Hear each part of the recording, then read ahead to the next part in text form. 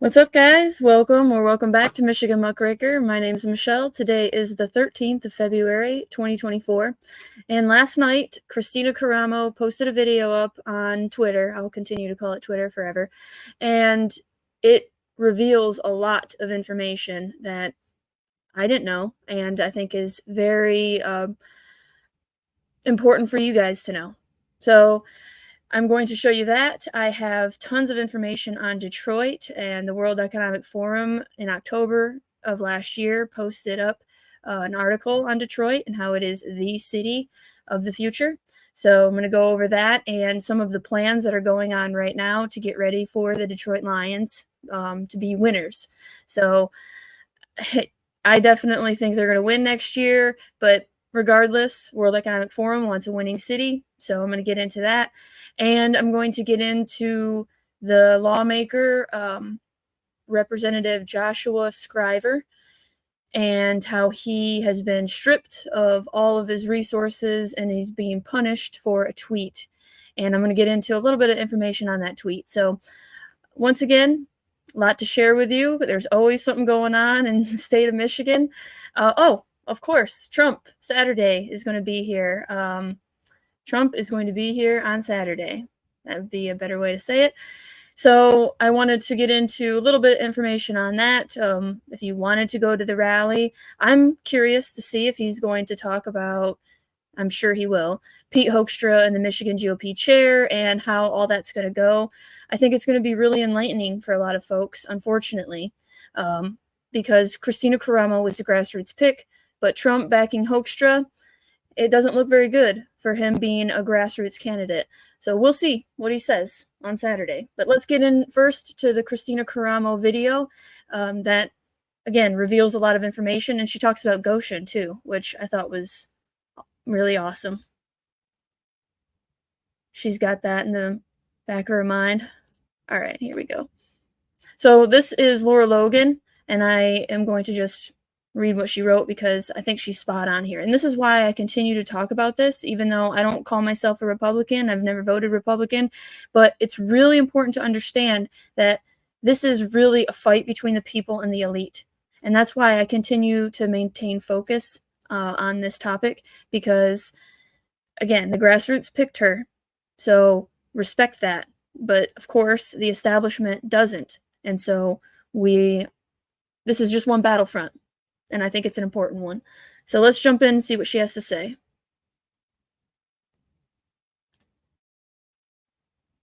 And of course, jumps over here. Michiganders are fed up with the direction our state is going in politically, and this is exactly why I ran to become chair of the Michigan Republican Party, and I'm honored to continue serving you in that capacity. But there's an important message that I must deliver to you in order for people to be able to separate truth versus fiction and to understand exactly where we are going at the Michigan Republican Party. Our primary goal is to win elections with constitutionalist Republicans to ensure that we, the people of Michigan, have better political representation. And part of that mission has required us to fight pervasive political corruption. As you all know, that most Michiganders and Americans as a whole have very little faith in their elected officials and the political system. Why is that? Because money has become more important than the mission. Ronna McDaniel admitted to me that I'm still legally the chair of the Michigan Republican Party, and the RNC has no authority to override the precinct delegates or the state central committee. According to RNC rule number 3, the duly elected chair of the state party is to be seated as an RNC member.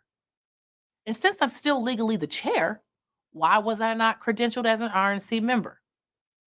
This is egregious that the RNC feels they have the authority to override the will of the state central committee and the delegates.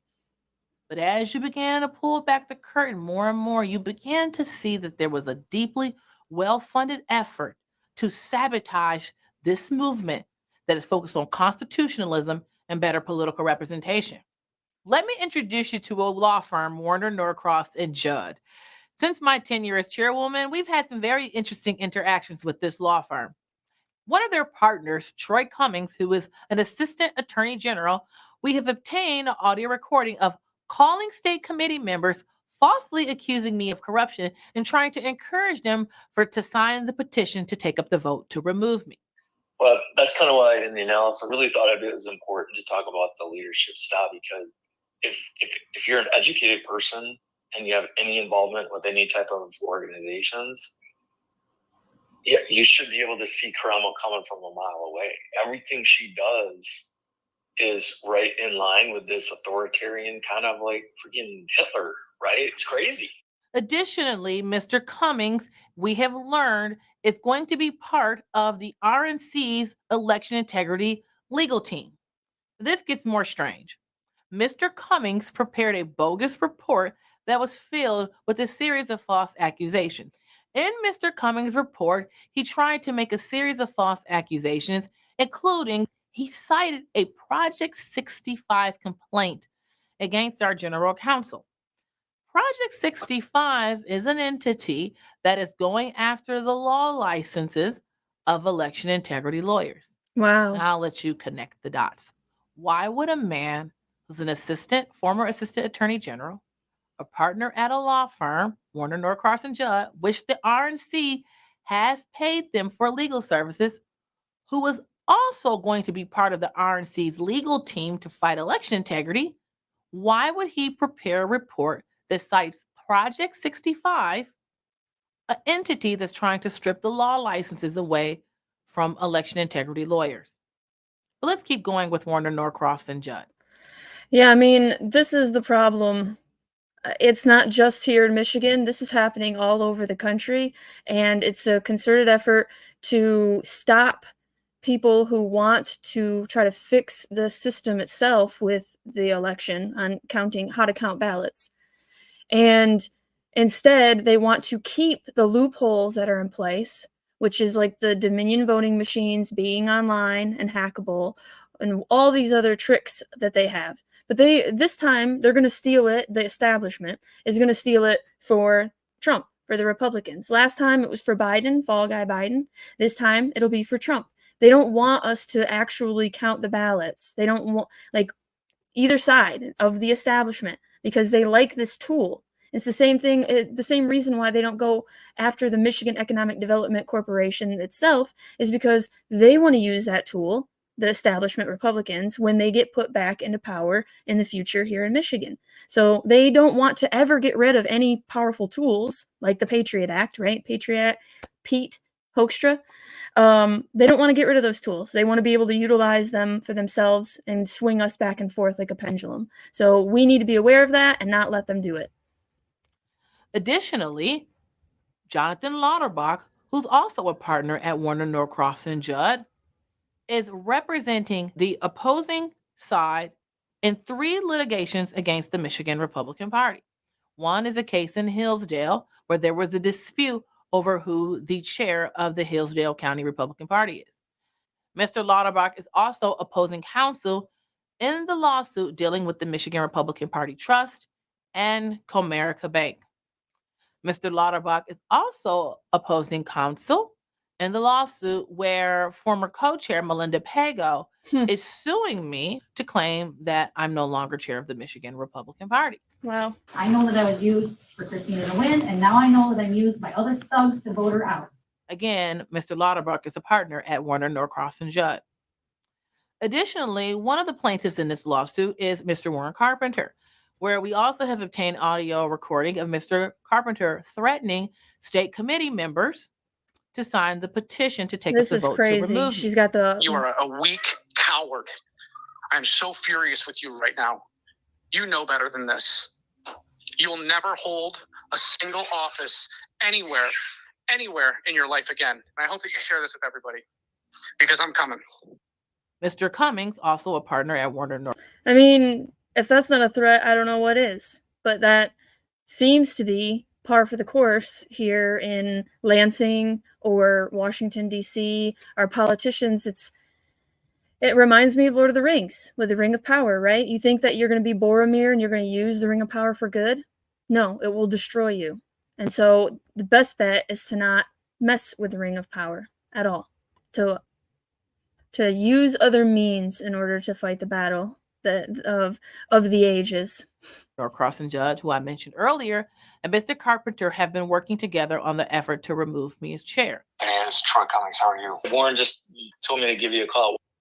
Why is Warner Norcross and Judd partners so interested in trying to undermine the efforts of this current administration?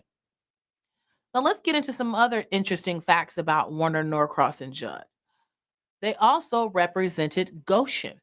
If you are unfamiliar with that matter, the Goshen Battery Factory is a Chinese Communist Party entity who is attempting to build a battery factory in mid-Michigan. That we This don't battery want. factory would have been 100 miles away from Camp Grayling, which is the largest National Guard training facility in the United States of America. It also would have been near Muskegon River, which obviously poses massive concerns to have a CCP entity building a battery factory near one of our military facilities and near a large source of water. Right, This resources, poses natural obvious resources. national security concerns. However, Warner Norcross and Judd is representing them. Additionally, Warner Norcross and Judd represented GBI strategies. If you paid attention or are aware into the Muskegon County election fraud investigation, there was a situation where a city within Muskegon County, the clerk contacted the local police regarding a woman coming into her clerk's office and turning in thousands of voter registration forms, with many having the same handwriting. Upon an investigation, the local police found that there was a facility where they conducted a raid. They found guns with suppressors and optics and Pelican cases, in addition to burner phones, disposable credit cards, and voter registration forms. Right, and all that, that costs a lot of money. Pelican cases, scopes, all that. So I'm sure it was our taxpayer dollars that bought those, unfortunately. What type of voter registration operation were they conducting? Well, of course, as we know, the attorney general stepped in, the feds took the case over, and the local police were kicked out of it, and we hear no more. Put a kibosh on that. But who's the law firm representing GBI strategies? Warner Norcross and Judd. Now, it seems, if you consider all that this administration has been fighting for, our goal is to win elections. Our goal is to transform the Michigan Republican Party into a winning machine that fights for constitutionalism.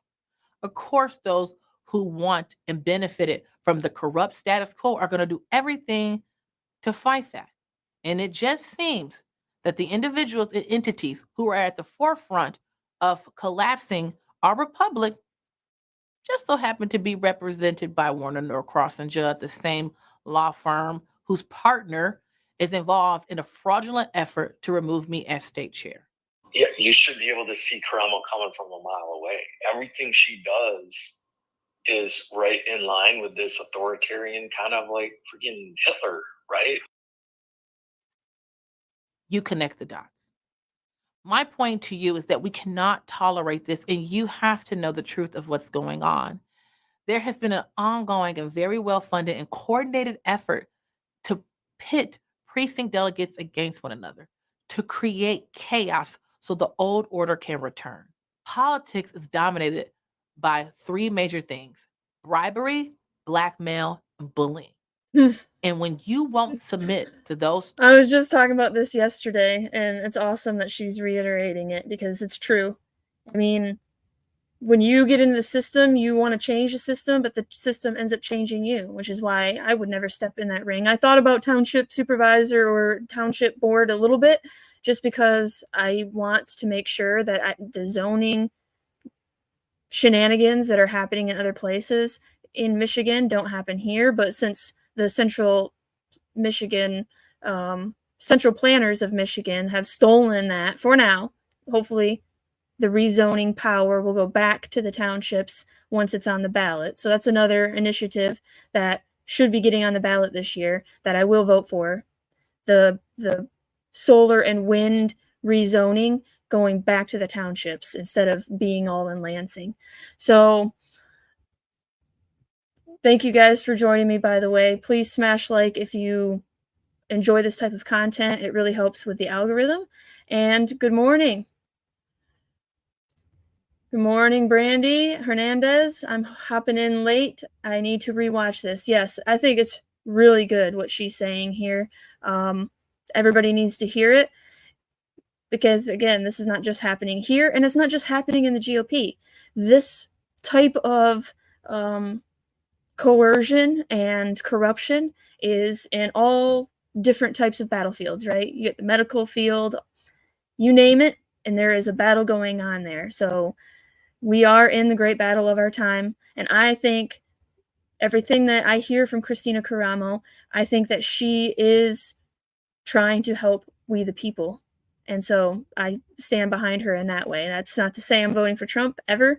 I'm going to vote just for two things so far, and that is axe Michigan tax and put the power of rezoning back to the township level. 3, there's going to be an effort to destroy you, because those 3 elements allow for corrupt individuals to remain in office. We need a righteous renaissance within the Republican Party that restores Within us life in to general. our constitutionalist principles and our Judeo-Christian values. And those who don't want that, who've benefited, made millions from the corrupt status quo, obtained massive amount of power, or are themselves globalists, are going to do everything they can to disrupt and destroy. And they're going to have millions of dollars going into that effort. And many people will be shocked to know how many of your favorite conservative influencers and voices are on the take too. It's really sad to watch. But this is why our political system has been so corrupt. And the only way to fix it isn't going to be some political savior. It's going to be you and your friends and your family getting involved, understanding the system, and being good stewards of your community. It's going to be hard work. It's going to be brutal, but it's necessary to save the republic. Yep, and I think the same thing, but yeah, I like doing exactly this, gathering information, sharing it with y'all. This is where I feel at home, so this is where I'm staying. And yeah, I have no desire for any power, and so I'm staying away from that politics. Now I'm just going to cover politics. The next thing is an article that coincides with that video. Breaking exclusive RNC chair Ronna Romney taps partner at same law firm that defended GBI strategies. Researchers in Michigan have learned that the same law firm suing to remove Kristina Karamo, the first Black chair of the Michigan Republican Party, has represented a shadowy Democrat contractor, GBI Strategies. And it goes in, it has all the info that you need. So this will be on today's Substack post. Above is a snapshot of the front page of the lawsuit filed against Michigan GOP Chair Kristina Karamo as an individual. What are the chances that this law firm, which represented the most notorious suspect in any Michigan 2020 election fraud investigation, GBI Strategies, is now also targeting the same Kristina Karamo who authorized her election integrity team to release the above report on GBI Strategies? That's right, the original GBI Strategy story was released by the Michigan GOP Election Integrity Committee chair last summer in 2023 on Karamo's authority. And now the same law firm, GBI Strategies, retained when it was raided, is suing to remove Karamo as the head of Michigan GOP. But this is not the end of the strange and dubious coincidences. Above is Troy Cummings, partner at Warner Cross and Judd. Last week, we learned that he was one of 2 lawyers now suing to remove Karamo, and he's allegedly an election integrity hero. So I think most of this is reiterating what she said, but we'll come down here. Last week, during the Republican National Committee's winter meeting, Chairwoman Karamo learned that Troy Cummings had just been tapped by Ronna Romney's RNC to become Michigan's Election Integrity Counsel for the RNC. Yet while he appears to be an environmentalist and partner at a woke law firm pushing diversity, equity, and inclusion, and who has made it his official mission to bring the lobbying strengths of K Street to Lansing, Cummings is unknown to many election integrity activists in Michigan. This is due to a lack of any known legal assistance he has provided to any election integrity efforts. So how is he an election integrity hero? In Michigan, the number of attorneys willing to fight the election integrity battle can be counted on one hand. Yet, for almost 4 years, Troy's name has never seemed to appear despite his allegedly witnessing serious possible fraud and being an attorney. Ronna Romney McDaniel is pushing an attorney for the firm that represented GBI in the fraud investigation. This says a lot about her efforts. Well, I heard that she's going to be replaced. You know what? I will jump over here to that. Maybe. By Trump's daughter-in-law, which is Laura, I don't even know. I'm assuming Trump, Laura Trump. Not every woman takes the last name, but I'm sure that someone marrying into the Trump name would. So before I get over to Trump coming over here to Michigan on Saturday, I'm going to talk about this unfortunate individual's plight. He is Representative Joshua Scriver, and I really don't know anything about him until this happened. So he retweeted Jack Poso's tweet that says the Great Replacement, and now I'll show you what MLive is saying. This is really a garbage article, but I'm just going to compare and contrast this with the post-millennial so you can see a difference between what different publications will say and why it's important to try to go to at least, I would go to at least 3, 5. I try to go to as many as possible so that way I can actually get all the details and try to get away from this racist conspiracy theory. So you can see right there how they're going to spin this. Michigan lawmaker stripped of committees, staff after endorsing racist conspiracy theory came out yesterday. He is from Oxford, and he has been stripped of his committee assignments and had his legislative staff reassigned and office budget withdrawn, days after sparking widespread outrage and condemnation with a social media post endorsing the Great Replacement conspiracy theory. Scriver drew the firestorm of criticism last week by quoting a post from conservative conspiracy theorist and commentator Jack I don't know how to say his last name. Posobiec? I'm sorry. I actually follow him on Twitter, but I've never seen him in an interview or heard his name spoken out loud, so I apologize for that. Which depicted a small number of white-colored human outlines crowded by black-colored outlines with the caption, "The Great Replacement." So this is the post-millennial. Michigan state lawmaker stripped of committee's budget after retweeting map about Great Replacement theory, demographic change. And this too came out yesterday. A Michigan lawmaker was stripped of his staff. Okay. The Detroit News called this a racist population conspiracy theory. House Speaker Joe Tate said that while Rep. Joseph Scriver of Oxford will still be able to vote for his constituents' interests on the House floor, he will have no access to office resources other than that at the discretion and pleasure of the Speaker's office. Scriver is in his first term. Yes, this is all over a social media post. The post showed a map of the world with an increasing number of figures going from the global south to the global north, diminishing the number of white people in the places traditionally inhabited by white people. Scriver shared the map with an emoji of a graph trending down. Rep. Scriver has a history of promoting debunked theories and dangerous rhetoric that jeopardizes the safety of Michigan residents and contributes to a hostile and uncomfortable environment for others, Tate said when he stripped Scriver of his privileges in the House. The House of Representatives is the people's house, and all Michiganders should look upon this body and take pride in how we conduct ourselves.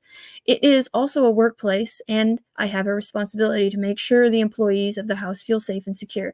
I'm sorry, but he is a representative of people, and perhaps the people in his district feel that way and think that way, and to belittle that is disingenuous. And, I don't agree with this. Now, do I believe in the Great Replacement theory? I'm going to get into that after this article. The Detroit News had asked Scriver about the post, and he said he loved all of God's offspring and had faith that everyone's immense value is rooted in the price Christ paid on the cross when he died for our sins. He further stated that he's opposed to racist race baiters, and victim politics, presumably of the same sort that would fault a man for noting the intentional increasing numbers of illegal immigrants coming into the U.S. unvetted, promised accommodation, food, and cash by the Biden administration, as well as many state governments that are dealing with overwhelming numbers of people. Right. So here in Michigan, the people have lived in Michigan for their entire lives or were born and moved here. There are a lot of people that are really struggling here in Michigan because of this great transfer of wealth that has occurred in the last 4 years. And so now you are ignoring them and you're bringing in illegal immigrants. Detroit just last month had an article about how the city is buckling under the pressure of how many migrants, that's what they call them because that's the United Nations term for them, leveraging human migrants to reach their sustainable development goals. So giving these people money, and which is taxpayer money, our money, so the government is stealing from poor people because that's really what's happened. The middle class is now poor, and you're taking that money and giving it to others that should not be here. Regular immigration, I'm totally down for that, of course, but there is a process, and that's how it should be. We follow the rules. Why are others allowed to not? What I find strange, he said, is the agenda to demoralize and reduce the white portion of our population. This is what I'm going to get into right after this article, because I have another article that is it coincides perfectly. That's not inclusive, he continues. That's not inclusive, and Christ is inclusive. I'm glad Tucker Carlson and Jack P. are sharing links so I can continue my research on these issues. Tate complained that Scriver's tweet puts his ignorance on full display, and that Scriver is proliferating obvious hate. Yeah, looking at other sides of the coin, that's obvious hate. Perhaps most disturbing is that his post uplifts a dangerous and tortured narrative that fosters violence and instability, Tate said. His callous and reckless act is not within the spirit of Michigan, of what Michigan is, and it contributes to a hostile environment. See, I think that the hostile environment is actually these people censoring and silencing and thinking that they know better than everybody else. Governor Gretchen Whitmer got in on the shame fest, saying it is a failure of leadership for this kind of action to take place, unchecked by the leaders of Rep. Scriver's caucus. And the longer there is no action taken, the more responsibility leadership bears. See, and this is creating a system where Whitmer is the queen.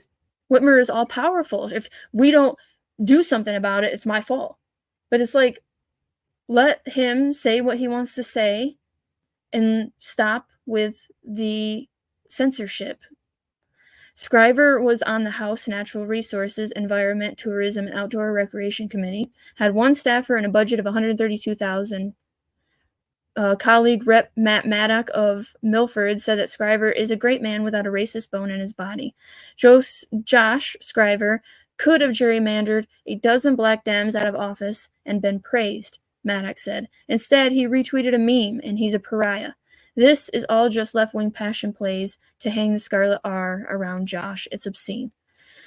So, this, from Zero Hedge, British countryside is a racist and colonial white space. National Trust, RSPCA, and WWF tell MPs. The British countryside is a racist colonial white space, a group of wildlife and countryside charities have claimed.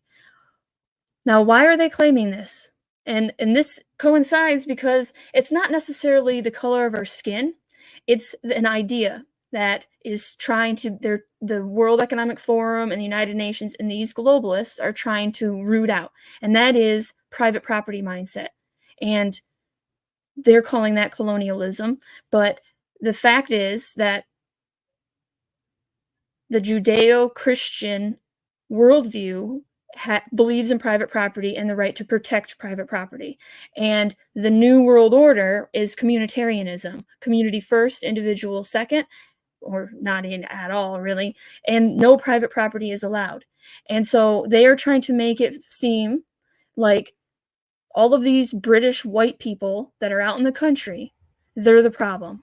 I'll read it. Wildlife and Countryside Link, a charity umbrella group whose members include the RSPCA, WWF, and National Trust, made the claim and evidence provided to Parliament on racism and its influence on the natural world.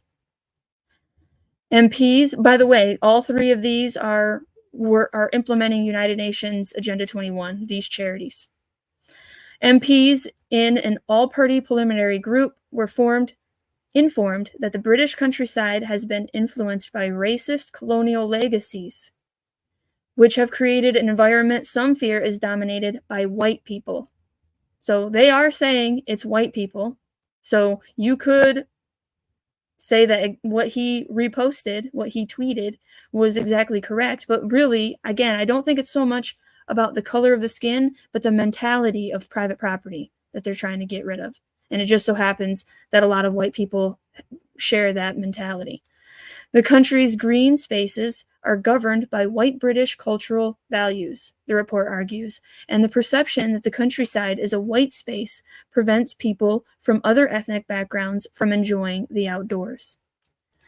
The Wildlife and Countryside Link report was submitted to MPs on the APPG for Race and Community, and which had called for evidence on the links between systemic racism and climate change.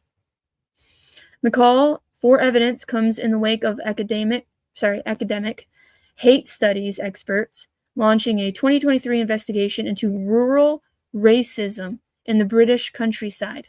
You think it's just the British countryside? This is just what this article is talking about, but this is a war on the countryside folk. You know, farmers, people that don't want to live in the densely packed cities that they're trying to create for us. One section of the new Link report, seen by the Telegraph, argues that there are structural, experimental, and cultural barriers preventing ethnic minorities accessing the countryside. Well, I'm sorry, but if you migrate and you assimilate, then you too could buy a house in the countryside. Now, that would be without all of the government mandates that are going on. So really, it should be the central planners that are blamed because they make so many barriers to entry. They make it so difficult to become a farmer that it's hard, even if you do assimilate into the UK, to own a piece of property. So it's not white people fault. It's big government, central planning, New World Order fault. If we had these regulations demolished, it would be a lot easier for whoever wants to own a piece of property in the country to do so.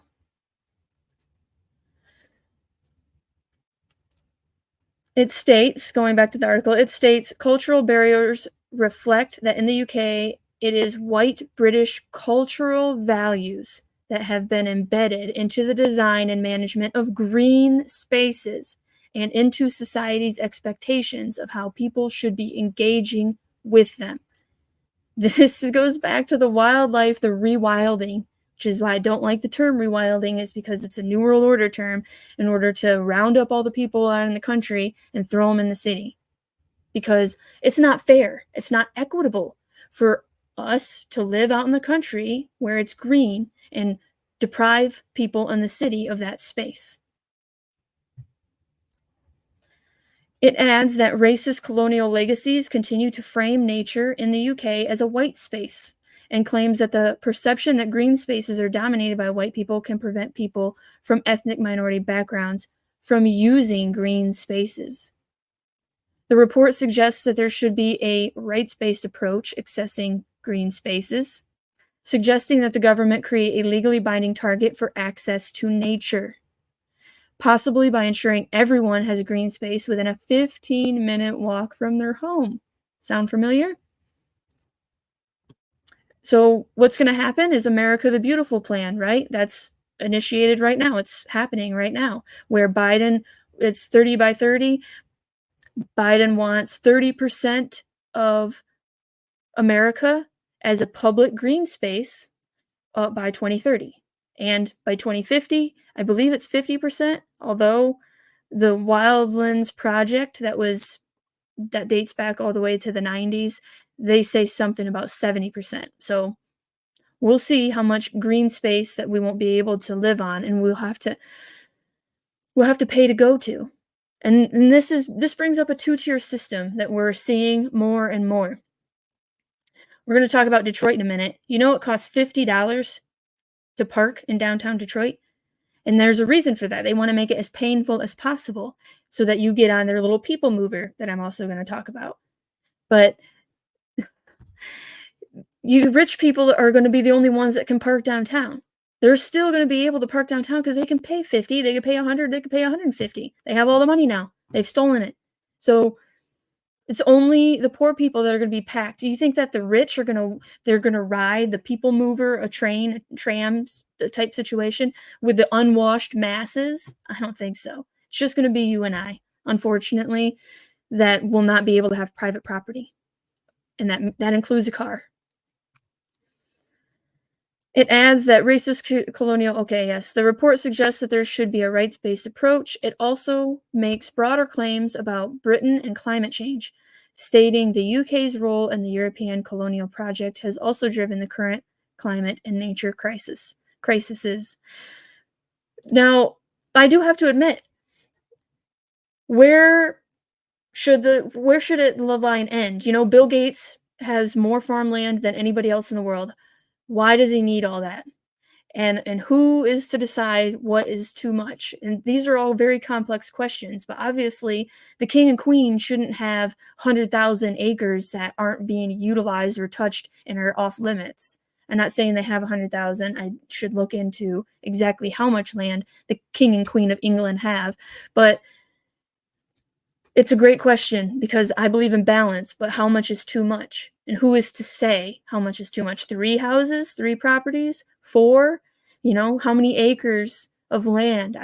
I don't have the answer to that because I do agree that it's egregious for Bill Gates to have so much land.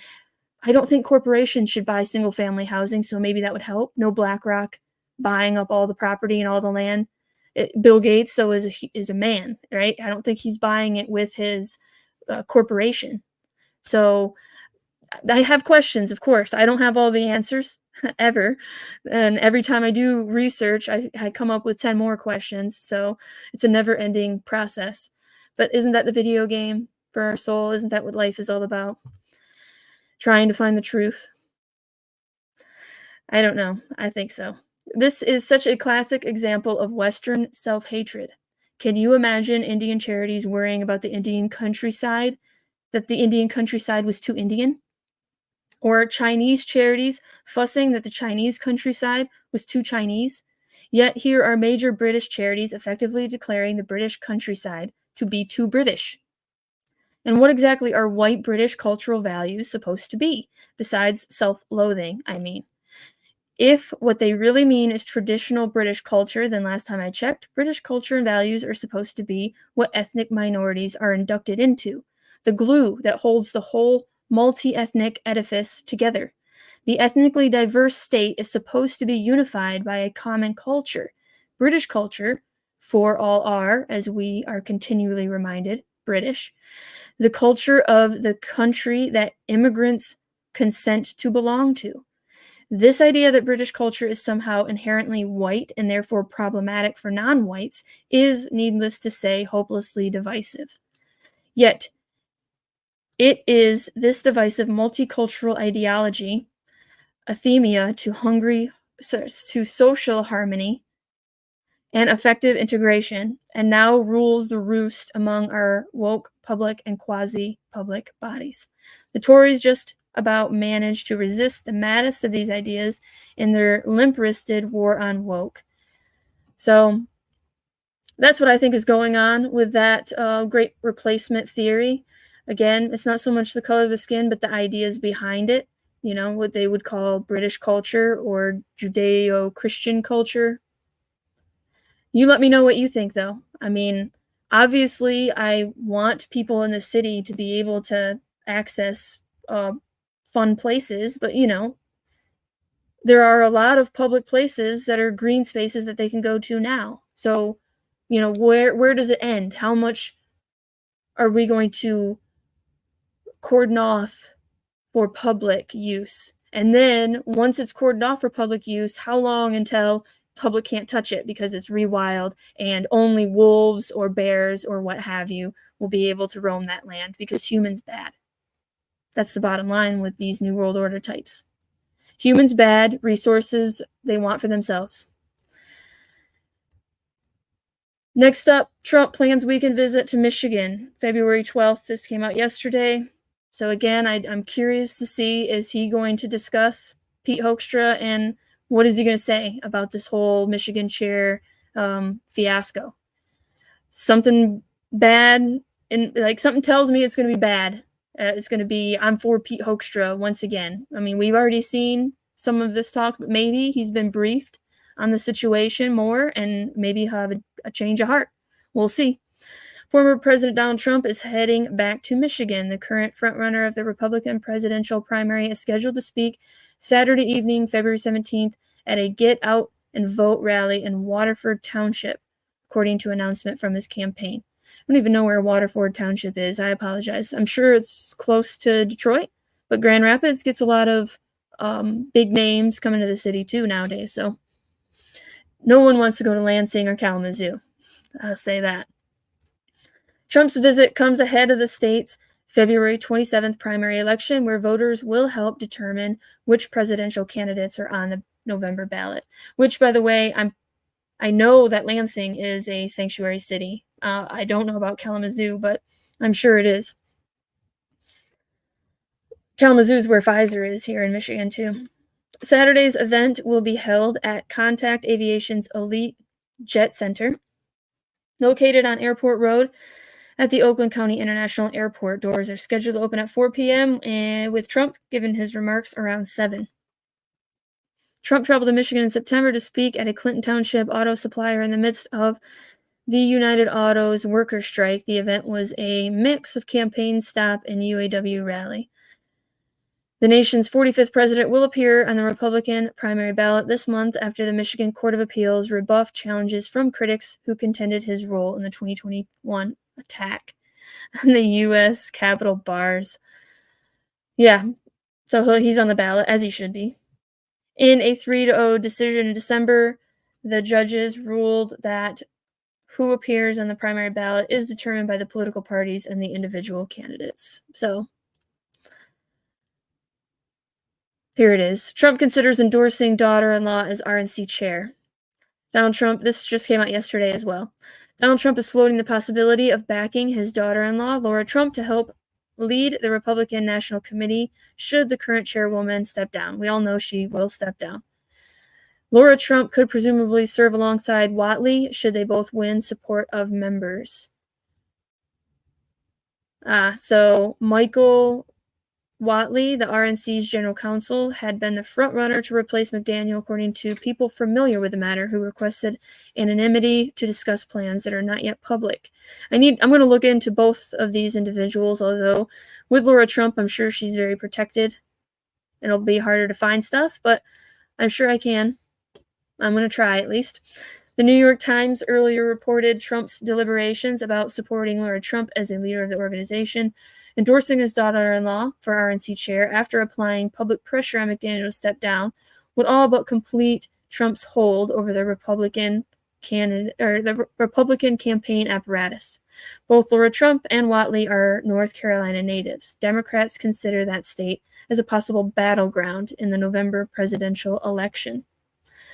McDaniel has told Trump that she would vacate her position. The RNC raised $87 million in 2023 and ended the year with $8 million cash on hand. Holy cow. So much money on these elections. It's like, how do you think we the people stand a chance if we're just using money? I don't see. Good morning, Zoltan the Man. Thank you for joining us. And I don't know if you saw yesterday's video, but thank you for last week. Something you said, I was like, yeah, I need to get into the information, get out of the chat, and get back into the information. So I want to thank you for that. And now I'm talking about Trump replacing the RNC chair with his daughter-in-law, which not everybody, a lot of people, Benny Johnson I watch a lot. I think he's funny. He's very pro-Trump, and he's like the Republican Party, Trump is the Republican Party. And I'm like, I don't know if I'd go all that far, but hey, it's your party, I guess. That was far less than the Democratic National Committee. So yeah, they have 8 million on hand. That was far less than the Democratic National Committee, which had 20 million in the bank after raising 120 million. Overall, the DNC, President Joe Biden's campaign, and other committees supporting his reelection have amassed 117 million war chest. Trump's campaign ended the year with $33 million. That sacred number, 33. All right, now we're going to get into Detroit, because there's a lot going on in Detroit, and I think it's important that we know what's going on in the biggest city. Detroit knows a thing or two about revival. Other cities should take notes. Cities worldwide can look to Detroit as an example of a city that has navigated hardship and come out the other side stronger and positioned to build a thriving, sustainable, and innovative, positive community. For 25 years, the rebound of central business districts has been a driving force in the rebirth of the U.S. cities. That positive dynamic is now threatened as remote work becomes a structural feature of the post-pandemic economy. The post-pandemic economy, with detrimental domino-like effects on commercial real estate, small businesses, transit, ridership, and municipal tax generation, all by design. Although the tax thing, they're just going to make up the taxes in another way, unfortunately. The media is replete with stories about how star cities like San Francisco are scrambling to diversify uses and mitigate the continued fallout from the pandemic. In these cities, talk of an urban doom loop proliferate. Yet, alongside the dystopian narrative, there is a city to learn from that has been purposefully building a 21st century downtown over the past decade. Detroit. So since 2007, which I have commented several times, I think that's really when this great reset began. People had their homes stolen from by the banks themselves, and then we bailed out the banks. And that was the first land grab that we didn't really realize was exactly that, a land grab. Once dominated by the auto industry, much the same way San Fran became overly dependent on large tech companies. The lessons learned in Detroit are tailor-made for pandemic-stressed downtowns. So again, this is the city that the World Economic Forum has chosen to showcase in America what it can be like to have the New World Order, to the new cities, the mega regions, the 21st century plan that we didn't vote on. Detroit invented a playbook for the post-pandemic downtown at a time when other cities were taking their success for granted. The focus of these varying efforts is a 7.2 square mile area known as Greater Downtown, the economic engine that made Detroit the wealthiest city in America in 1950. Since 2010, the Detroit-based real estate company Bedrock, which I'm going to look into that because I just found this article and haven't been able to deep dive into them, but I'm curious. Bedrock has rehabilitated more than 100 abandoned downtown properties. This private investment accelerated a holistic approach to urban transformation driven by additional public and private investments in innovation districts, community-based economic development, public space improvements, residential conversions, and more. These transformation efforts are already having a significant impact. Job growth is back. It sits at 6% over the last 10 years, while the growth of the prime age adult population in Greater Downtown is even larger at 18% increase. While Detroit still has a lot of work to do, in 2022, the city was named the #1 emerging startup ecosystem in the world. #1 in the world. According to Genome, Detroit's ecosystem value stands at $90.6 billion, outranking cities including Kuala Lumpur, which I think is in India, but I could be wrong. I'm sorry. I should have looked into that. Hong Kong, Jakarta, and Minneapolis. I should have known. Minnesota. 5 strategies for renewing Detroit. Diversifying downtown. First, the city began diversifying the uses of its downtown years ago. Stakeholders embraced a mix of uses and experiences that go far beyond the traditional fare of central business districts. The new mix includes conversion of office towers to residential buildings. So this is all the 15-minute plan, 15-minute city plan, or 20-minute neighborhood, depending on your location. So take note. It's in a city near you if your city is meant to survive. The conversion of office towers to residential buildings, which started well before the pandemic. Yeah, when they collapsed the system in 2007. They first started collapsing it. A substantial uptick in entertainment activities in the experience economy. So bread and circuses for the masses so that you feel okay being in a high density city. You know, we're talking soccer stadiums coming to Grand Rapids, amphitheater, another one coming to Grand Rapids. And then, of course, in Detroit, you have the Ford Sports Complex and tons of other things in Detroit. I'm not going to lie, I have not been to Detroit in a long time. So, and I have no desire to go there, knowing that the World Economic Forum is there. And, I mean, it's like $500 just to go to a regular game, a regular game last year, with drinks being $28 per drink and $50 per parking. So to get the experience, you're spending at least $500. It'll be okay though when we all have universal basic income, and then they'll force you to spend a certain time, and just don't be a nightmare they have planned.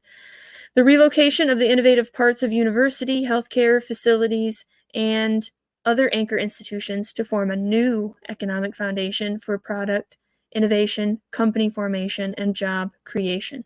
The purposeful linkage across disparate technology-driven sectors like automotive, life sciences, and fintech, and first mover adoption at scale of climate-friendly buildings, renewable energy, and 21st century transportation. So you live in Detroit, you're not going to have a gas stove. You're not going to have natural gas heating. Everything will be electric. Unlocking space to generate value. The downtown has become a playground for quality placemaking that unlocks the full value of historic buildings, vacant parcels, corridors, alleyways, sports stadia, and entertainment venues. The Monroe Street Midway, for example, once a vacant block in the heart of downtown, has been redesigned as a public sports hub with a roller rink, mini golf, basketball, local art, and live programming. In the past year, the Midway has more than 140,000 visitors. So yeah, they're going to make sure you're entertained in the metaverse. Even during the pandemic, large redevelopment projects continued apace, including the site of the former Hudson's department store, once the second largest in the U.S., which sat empty for decades, named the most significant redevelopment project in Detroit in decades. Hudson's department store. I have a story about tunnels throughout Detroit and a mall that's connected. Maybe that's not the same as Hudson's department store. Detroit is being transformed into a 1.5 million square feet of office, retail, food and beverage, hotel, residential, event, and meeting space, and activated open spaces in the heart of downtown Detroit. Capitalizing on natural advantages. Detroit is taking full advantage of the Detroit River, which connects the Motor City to the north and Windsor, Canada, to the south. Situated at the edge of downtown, the Detroit riverfront has been the beneficiary of one of the largest reclamation projects in the U.S., led by the Detroit Riverfront Conservancy. See, sometimes my brain won't catch it, and I just need to give it some time. And with game-changing investments by the Crescage Foundation and Ralph C. Wilson Foundation, the riverfront now boasts a network of distinctive parks, plazas, and promenades that attract 3 million visitors annually. These investments now provide a foundation of attracting thousands of residents to new neighborhoods that are livable, walkable, and inclusive. So there you go. There's some keywords for you when you're looking in your master plan in a city near you. Look for livable, walkable, inclusive. Look for road diets, which is going on in East Lansing.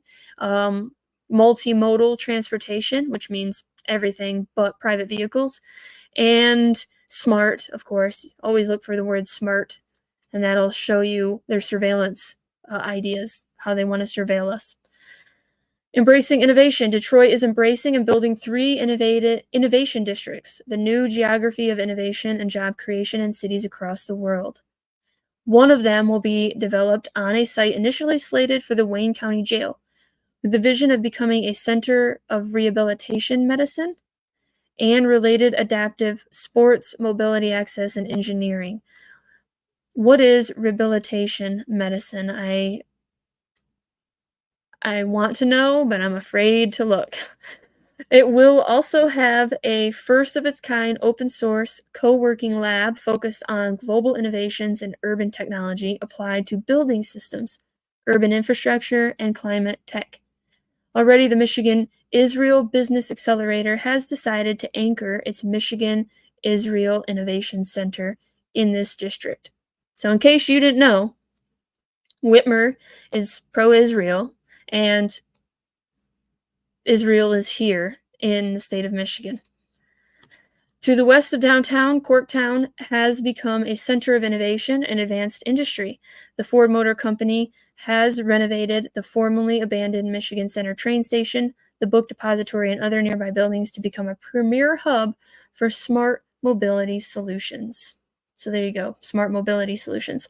And in Midtown, a landmark Detroit-centered partnership between Henry Ford Health, one of the nation's leading academic medical centers, and Michigan State University is fostering groundbreaking research, training, and increasing diversity among the next generation of healthcare professionals and addressing the healthcare needs of traditionally underserved communities. Right. You know what their diversity will be? It'll be robots. Prioritizing inclusion. A focus of inclusion ties all these interventions together. The riverfront, for example, connects residential neighborhoods to the historic Eastern Market through the, I'm not even going to try, a greenway, a 2-mile urban recreational path built on a defunct rail line. Midtown is the heart of inclusive entrepreneurship efforts in the city, concentrated around Tech Town, Detroit. This high-tech hub has supported more than 3,000 Detroit-based startups since its launch in 2007, and a good portion of which are owned by African-American entrepreneurs. Revitalization downtown and elsewhere extends to surrounding neighborhoods. More than $181 million in investment from 24 funders is being deployed in 10 neighborhoods through the Strategic Neighborhood Fund, a partnership between the City of Detroit and Invest Detroit, a community development financial institution. So again, this is how they're picking winners and losers. It's not organic. It's not free market. You know, you're going to get Industry 4.0 technology or businesses that will support Industry 4.0 technology, which is all about data. I accidentally got rid of an article that the very first line was that Industry 4.0 is about data. They've collected enough now. It's about putting it together and utilizing it. So that's what stage we're at. The last 10 years, they've collected and collected and collected data. They know exactly how to do it, and how now to use it is the main goal. How to use it effectively for inventory control of every resource on this planet. The most dramatic infrastructure investment is the planned demolition of Interstate 375, a federally backed highway that bulldozed the neighborhoods of Black Bottom and Paradise Valley and divided the city. It will become a new boulevard that reconnects planned innovation districts to a new entertainment district anchored by Black-owned establishments. Through all these efforts, Detroit is aggressively taking advantage of federal, state, and local funding, integrating public investments and private and philanthropic sources of capital for maximum effect. So you heard it from the World Economic Forum, the horse's mouth. And I'm going to show you. And then we're going to talk about public-private partnerships. Crossroads. Let me go theater mode. Okay. So this is why Detroit is tearing down a highway. Just came out. Oh, it came out a year ago. So Property values are relatively low. And if we're going to create a city that works for all, now is the time to do it.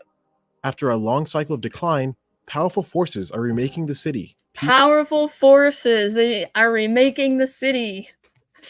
Piece by piece. As a Detroit resident, that I want to see the city that I live in. Young global leader right there. Gaviner. Okay. Gilchrist. Young global leader. I will continue to say it every time I see him. It'd really be an amazing place. We are funding and housing small businesses from across the country. We have so many projects going on, so there's a lot of noise, a lot of dust. People are leaving the city. A lot of Black people are leaving the city. What you call redevelopment is really displacement. These moves could foreshadow the future of America's factory towns. When a city experiences bad economic times, you see property values decline. But they decline to a certain extent. Developers say, well, it's cheap to buy this, and they buy it and redevelop it. So why didn't that happen in Detroit? That was the big mystery. Are these new developments good or bad for Detroit? And what do residents think of the changes coming downtown? Oh, this should be interesting. I haven't watched this yet. I just saw that it was on topic and wanted to watch it with y'all. Detroit, Michigan was once the heart of the American auto industry. Being on the river, they were a prime location for access to coal from the south and metals from Minnesota. And so it was particularly well located for what was going on in terms of the advent of manufacturing. Just about 640,000 people live in the city today. That's a huge decline from its heyday. At its height, Detroit's population was just short of 2 million people. And we have all the infrastructure that reflects that. And now when you have a city that literally houses 1/3 of that population, there are some challenges that exist. You don't have necessarily the same tax base to be able to fund all the infrastructure that's already been existing. People from around the world came to Detroit to find jobs in car factories. We think of the assembly line with the automobile, and certainly that's the iconic part of Detroit.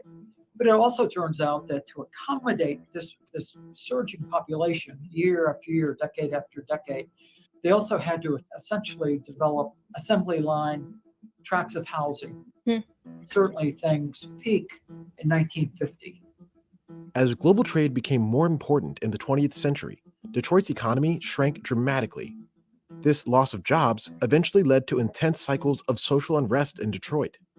Deadly riots broke out in the summer of 1967, and people left for the suburbs in droves. It wasn't that there were just a section here of the city or one over there. 60s, always 60s. Disrepair, disuse, but it was very widespread, and it was widespread literally in the shadow of some of the largest auto companies on the planet.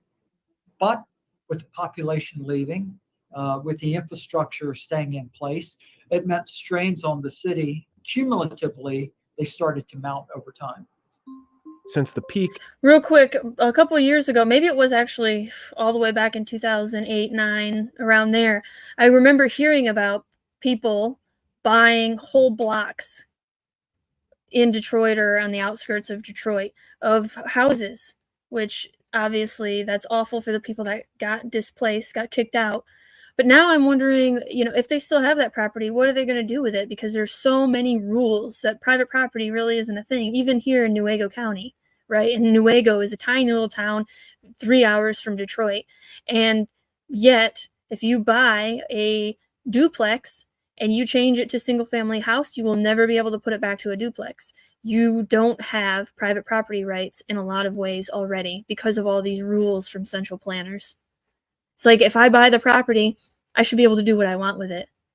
And you can't.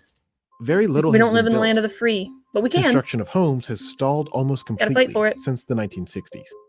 Over the years, the city earned a reputation for blighted structures and abandoned factories. The city also still has its huge interstate system that was built largely by the federal government. Federal Highway Administration and its zeal to, quite frankly, accelerate people getting back and forth from the suburbs to downtowns, put highways all through neighborhoods and cities all across the country. And invariably, many of those interstate highways cut through neighborhoods heavily populated by Black and brown communities. It's a sad story because this neighborhood was split and ultimately eradicated. So this is by the going right here, this construction of thing? a freeway called I-375. Yeah, okay. It destroyed a few neighborhoods, Black Bottom, Paradise Valley, and that really fractured the community. What stands there today is, we have this freeway, which is a very short freeway, but we also Right, and so that's the thing. The people mover is going to go right here next to where the Lions are going to be winning as long as there's football from here on out, because the city's got money now, right? Powerful people back in the city, or building it, and they're the image they want. We have Klein. Hello, Michelle. Following on Rumble today. Yeah, if the name ends in rock, we should always question its origins. Thank you very much for joining us. And you're absolutely right. Black Rock, or there was Black Stone too, although not the same. But also have different neighborhoods that, don't exactly look the same. And I grew up in one of those neighborhoods called Elmwood Park, next to the Lafayette Park neighborhood. And so I think for folks there, it's important to be mindful of that history. Scientists know that the introduction of a freeway can worsen air quality in an area and also increase noise pollution. Local planners say that remaking the highway could create a better quality of life for newcomers. Construction work could kick off by 2027, according to state officials. It'll be, quite frankly, a landmark opportunity to redress the wrongs of this physical scar in our city. As we're reimagining how infrastructure supports people and supports life, we have an opportunity to acknowledge that past and build a future that doesn't make the same mistakes. Others in the city are more skeptical of the plan. no, we're gonna make whole new mistakes, just like what's his name in Jurassic Park Part 2 said. No, you're gonna make a whole different set of mistakes. Development of an expressway has No little electricity. to do with the expressway, but who's going to benefit and why at this point is it taking place? A small but mighty collection of buildings are going up fast in downtown Detroit. At the same time, rents have this crept new architecture upwards, is fueling ugly. concerns So over ugly to me. gentrification. The biggest annoyance that I find is that a lot of times the developers are coming in and making you feel like they're saving the neighborhood, whereas we have people that have been here for a long time. They have some pluses and minuses. Pluses being that there are shops and more interesting things to do in the city and places to go to where you can feel more safe and take your families. Cons would be that a lot of people like myself kind of feel out of place.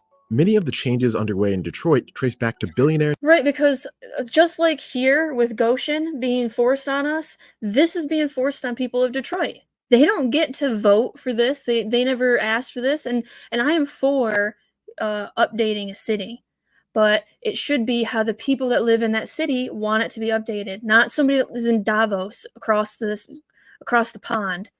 Not even somebody in Texas. It should be Michiganders, people that live in the city of Detroit and the surrounding area. We should have a say for any regional change. And yet, that's the problem with this plan by these self-anointed pricks. They don't ask, they just force it on us. Investor Dan Gilbert. Here's the executive director of one of his philanthropies. So back in 2010, Dan made a very intentional decision to bring the family of companies from the suburbs of the city of Detroit to downtown Detroit. Both from a business perspective and from a community perspective, his thought process was, we can make an impact as a business by bringing jobs to the city of Detroit. The typical job in the By the way, Dan Gilbert is the richest man in Michigan, just so you know. city of Detroit pays well, but many of those workers commute into the city. Residents of the city earn about $36,000 a year, much less than the national average. Affordability has become a major issue. We believe in a city where everyone has access to healthy, stable housing. Affordable housing. And the city of Detroit, while its property values certainly are going up, the city of Detroit's property values really, if you look at the bigger picture, are still pretty low. The issues have... Derek says, as someone who worked in Detroit from 1997 to 2013, there is no infrastructure outside the central business district. The rest of the city has been gutted for the last 50 years. So yeah, what do you think about the plan for the city? Have to do with what's on the market. Just hundreds of homes were built in the city over the past decade, and most were priced above the budgets of the typical Detroiter. That does make it challenging when providing affordable housing, because even quote unquote resident apartments at 80% of AMI may still appear a little outside the affordability of what many would call the average Detroiter. So that's why some of our developers are trying to make deeper inroads in affordability.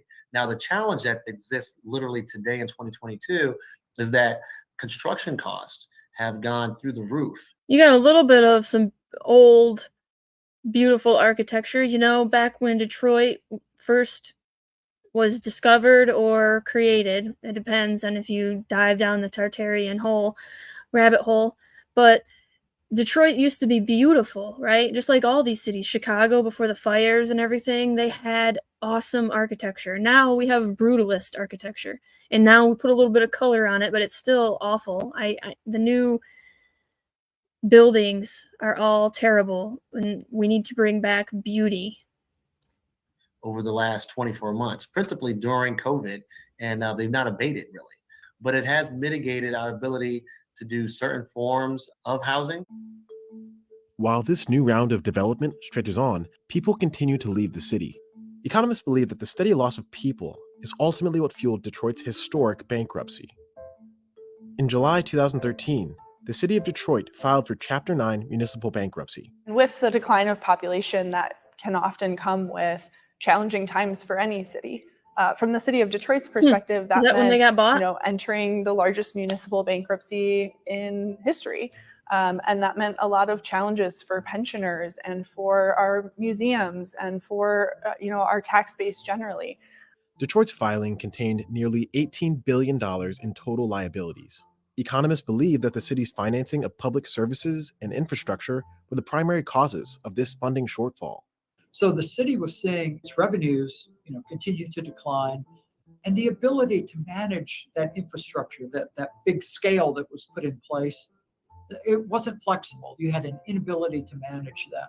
In a vibrant Detroit, a lucrative pension for city employees with a large tax base seemed to make sense. That too then became a burden, something weighing on Detroit until a breaking point was reached. 13 months after the initial filing, Michigan lawmakers provided a bailout loan to the city, ending the bankruptcy. As the city of Detroit goes, so goes the state of Michigan. So the state of Michigan is going to continue to do everything we can. And our administration, we were not in power when that happened, but our administration has pulled on every stop and taken every opportunity to make sure that the people of the city of Detroit know that we have their back and are going to invest in their communities.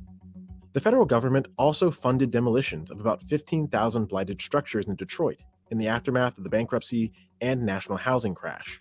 Bailouts for 2 of the 3 largest automakers prevented even bigger losses of local jobs. See, no. This is why this is all crony capitalism. These guys should have failed. You don't handle your finances right, you fail. And now you can have 10 smaller companies pop up in place of the GM giant and Ford giant. Although I don't think Ford took money at the time, but you know what I'm saying. The banks themselves too.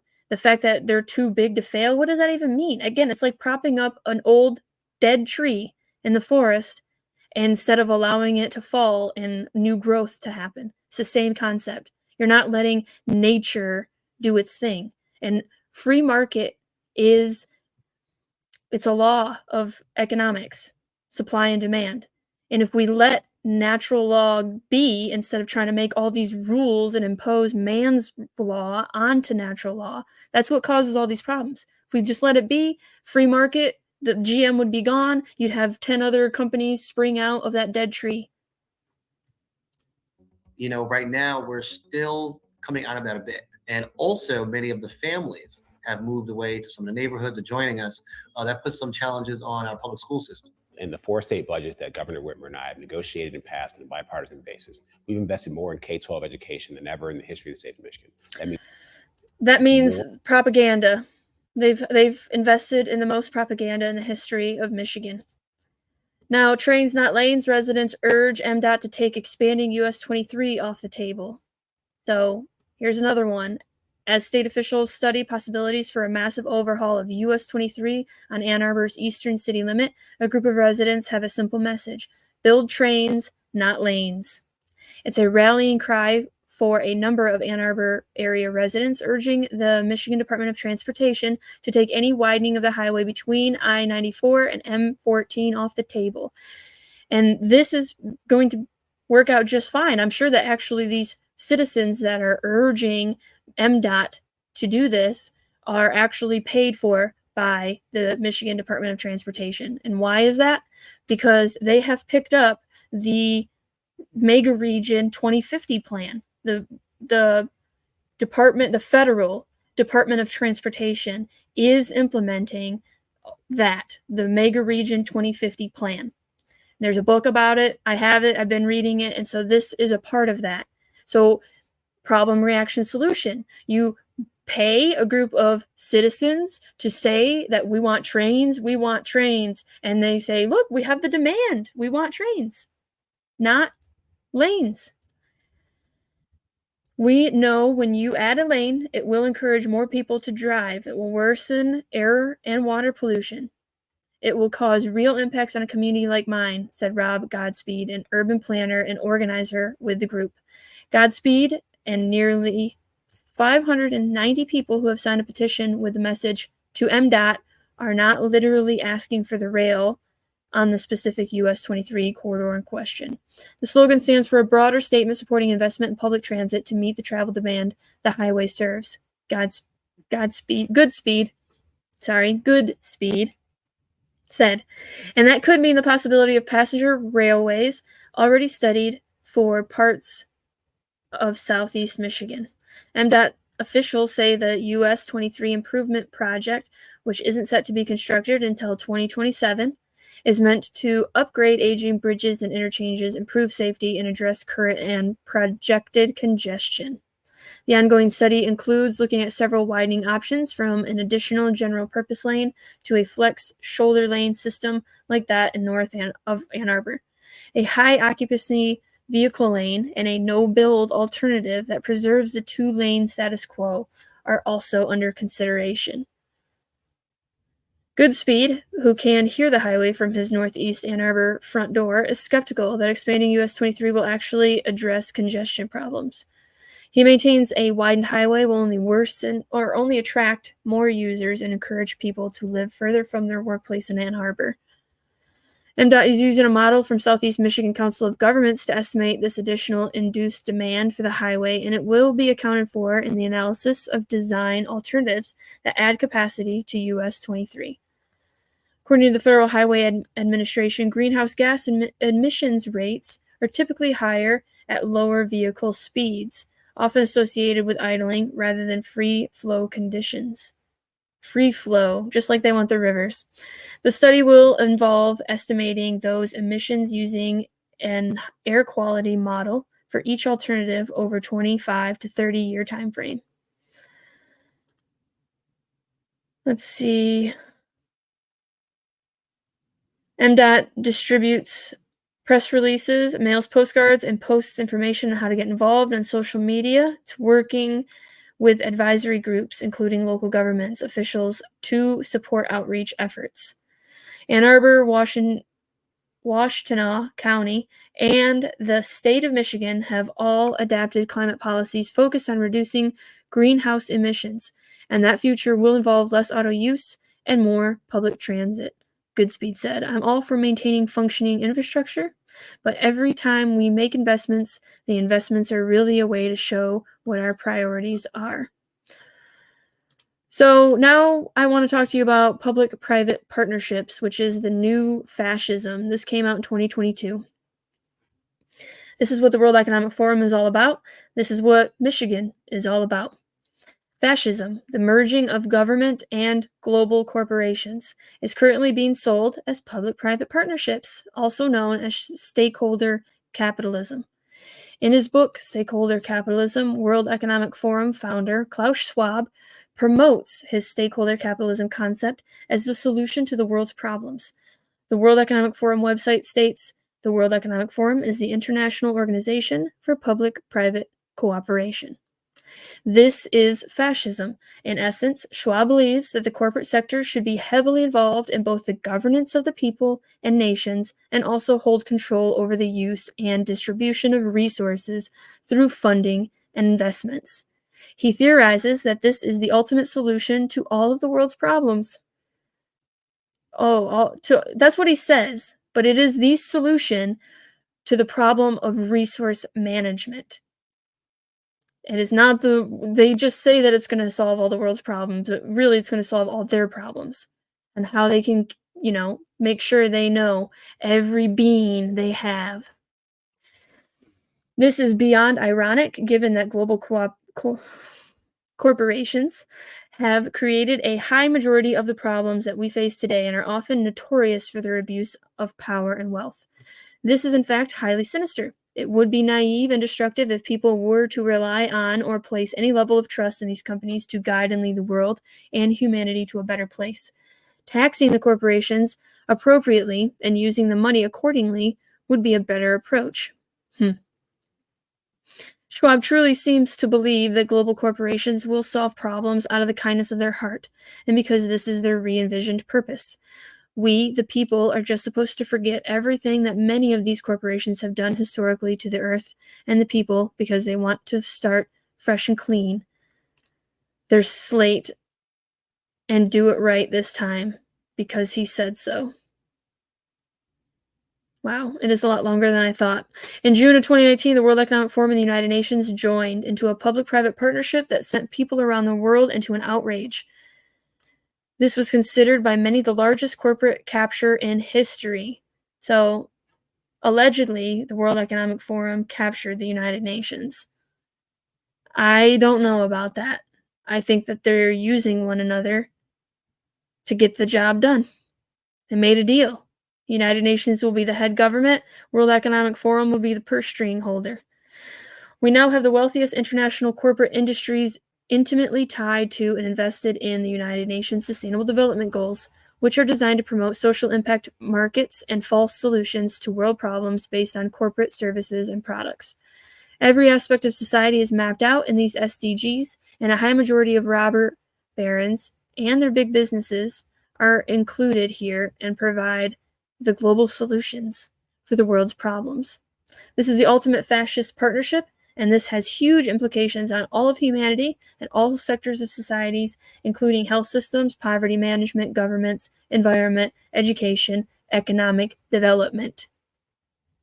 The key question is, will these fascist solutions really serve the people and offer answers, or are they designed to support the corporate industry's growth, status, and profits instead?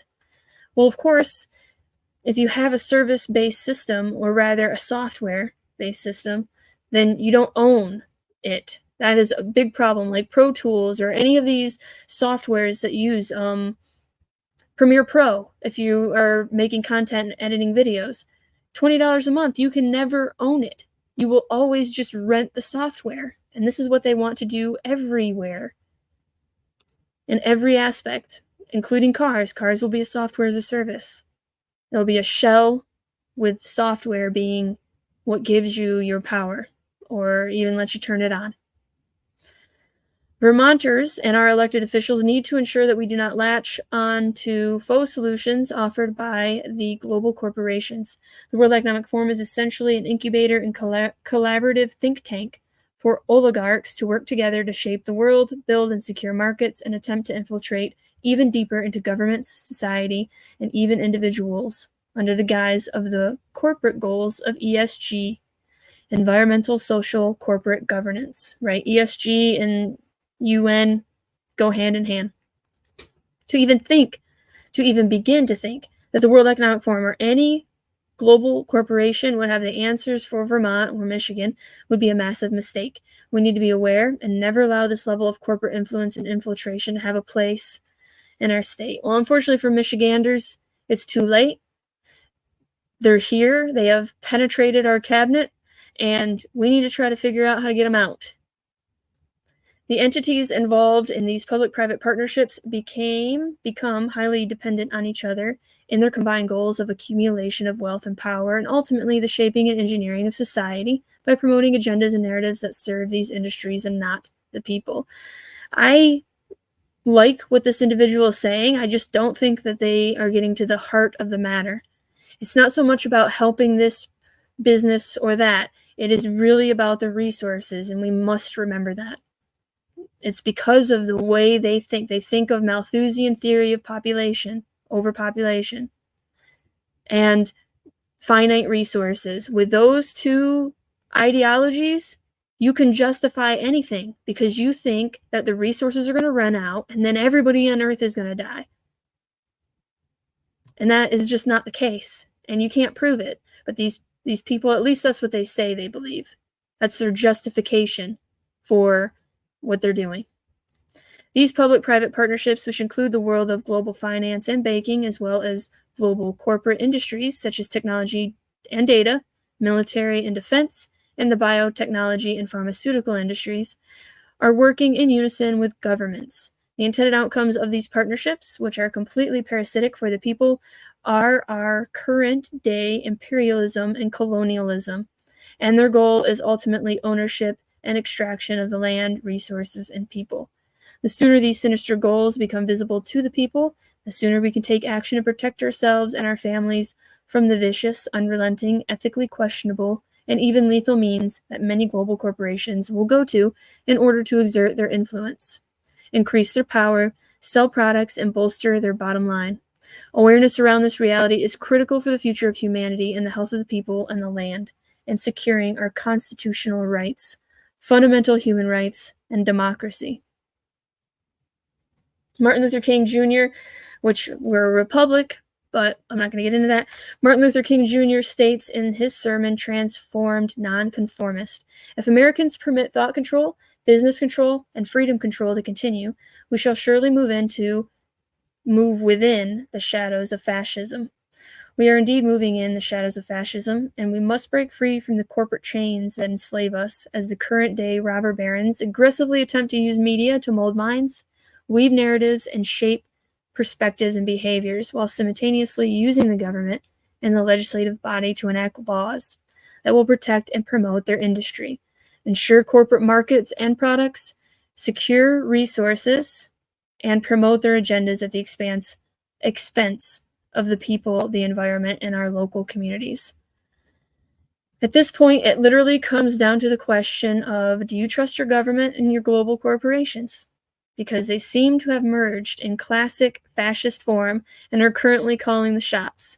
They just work together to persuade, pressure, and ultimately coerce many people to experiment on themselves and their children with an experimental gene-based injection, which I'm going to share a video tomorrow on Rumble exclusive video. It's going to be a compilation, but I'm going to talk about the gene-based injection because new information, well, rather information that's old but is coming out now, is really important to this whole idea, this fascism that they're pushing on us, and how they want to clear house, and they did with the elderly. So I didn't even know about a certain drug that if you are dying or in hospice, it's a pain medication. It starts with an M, and I will know it tomorrow. But that pain medication was used like 1,000 times the dose was administered to a lot of the nursing homes in the UK, and it is known. And I didn't know that. And so I'm going to talk to you tomorrow about that. But that just means that they could not. It was a cold calculation, right? You couldn't support the elderly, and so you get rid of them. I'll get into that tomorrow.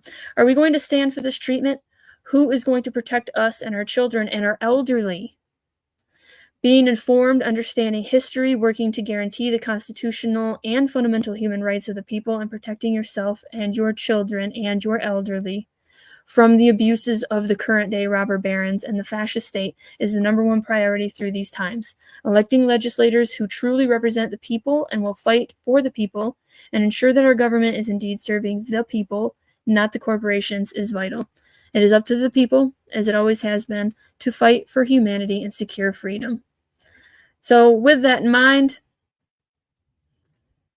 let's see. This one is much shorter. It's only 2 minutes long. I'm going to share this on Detroit.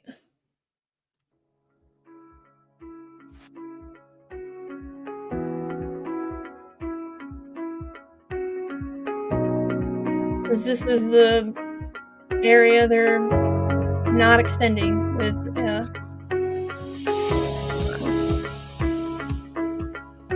highway. It does look pretty bad, doesn't it? Okay. We don't need this. Over half of the jobs in this county are located within this V. Medium-sized shops with established routes like Ameristeel make up the bulk of the business of this corridor. This is not as informative as I thought it was going to be. Oh well. Sometimes you get a hit, sometimes you get a miss. Now, this is in China right now, allegedly. I don't need the music. But what do you think about this in downtown Detroit? This is what they're thinking. And again, I think it's cool. It would be amazing if they didn't want to replace private vehicles, if they just wanted to add this transportation. I'm all for that. The problem I have is that they want to take away my freedom to drive my car. World Economic Forum launches global initiative to invest in urban innovation ecosystems. Let's see. Yeah, okay. I'm going to do this one, and then I am going to get into the Flint school system. I really wanted to go over Michigan Capital Confidential has an excellent article that came out on the school system and how much money is spent. It's unbelievable. Today, the World Economic Forum, this came out, by the way, October of last year, so not too long ago. Today, the World Economic Forum announced a new global effort to support the development and growth of innovation ecosystems in key cities, starting with Detroit, Ottawa, and San Francisco. Ottawa. Wow. The launch of the Alliance for Urban Innovation coincides with the World Economic Forum Urban Transformation Summit in Detroit, which convened leaders from 26 innovation districts across the globe, together with business executives, government officials, and experts representing more than 25 countries. 2 years ago, we came together in Detroit to establish the World Economic Forum Center for Urban Transformation, rallying the global business community and key stakeholders to aid cities in their post-COVID response recovery. Today, we mark the next phase of this journey, said Jeff Merritt, head of Urban Transformation, World Economic Forum. The Alliance for Urban Innovation will extend our efforts to new cities, connecting urban innovators and entrepreneurs to new markets and helping build more resilient local economies. Bedrock, the Detroit-based real estate firm, and Invest Ottawa, the lead economic development agency for knowledge-based industries in the Canadian capital, will serve as the inaugural co-chairs for the Alliance of Urban Innovation. Today, Bedrock announced the launch of New Urban Tech Exchange, which will serve as a key interface for the Alliance. It provides a launchpad for new startups to develop, test, and scale their solutions within the company's portfolio of more than 100 properties across Detroit and Cleveland. This commitment builds on the Detroit Smart Parking Lab model, which provides innovators with critical access to data and physical infrastructure to enhance how humans interact with the urban environment. Oh my gosh, just can you imagine? So you get data and then you manipulate the people in that area using that data. That's what it sounds like to me. And yeah, I'm not even going to get into the Super Bowl and the whole betting thing, but by the minute, you can bet by the minute because of the data. That's crazy. That's just crazy. Innovation ecosystems are driving forces behind urban growth and divisive economies. Sorry, not divisive, diverse. The Center for Urban Transformation is creating the Alliance for Urban Innovation to advance economic development, drive investment, and solve urban challenges in cities around the world, says Coffee Boner, CEO of Bedrock. Bedrock is excited to join the steering committee alongside international leaders to connect and convene global innovators to spur economic growth and support knowledge economies to improve urban cores. Oh, Derek says that's CGI, it's fake. So you're talking about this. And yeah, I mean, I could see that. It is China. It is, so take it with a grain of salt, but this is something that the World Economic Forum wants. Is it possible? Did they actually do it? I have heard a lot of terrible things about China's building prowess not being as good as they think, but thank you. Zoltan the man, I know I'm late to the party here, but I'm discovering that Michigan has been very corrupt for a long time, and a lot of it seems to stem from Detroit. I mean, Michigan has a lot of great resources, so if you did want to bring about a new world order, you would want to take this land. So I definitely agree with you. It has more than likely been corrupt much longer than I've even looked into this whole thing, unfortunately. Today's cities, I mean, yeah, we had Ford in the World War II with creating tanks for both sides of the war. So that kind of corruption, that was here. So yeah. How far back does it go? At least 1914, right? When the central banks took over America, at least.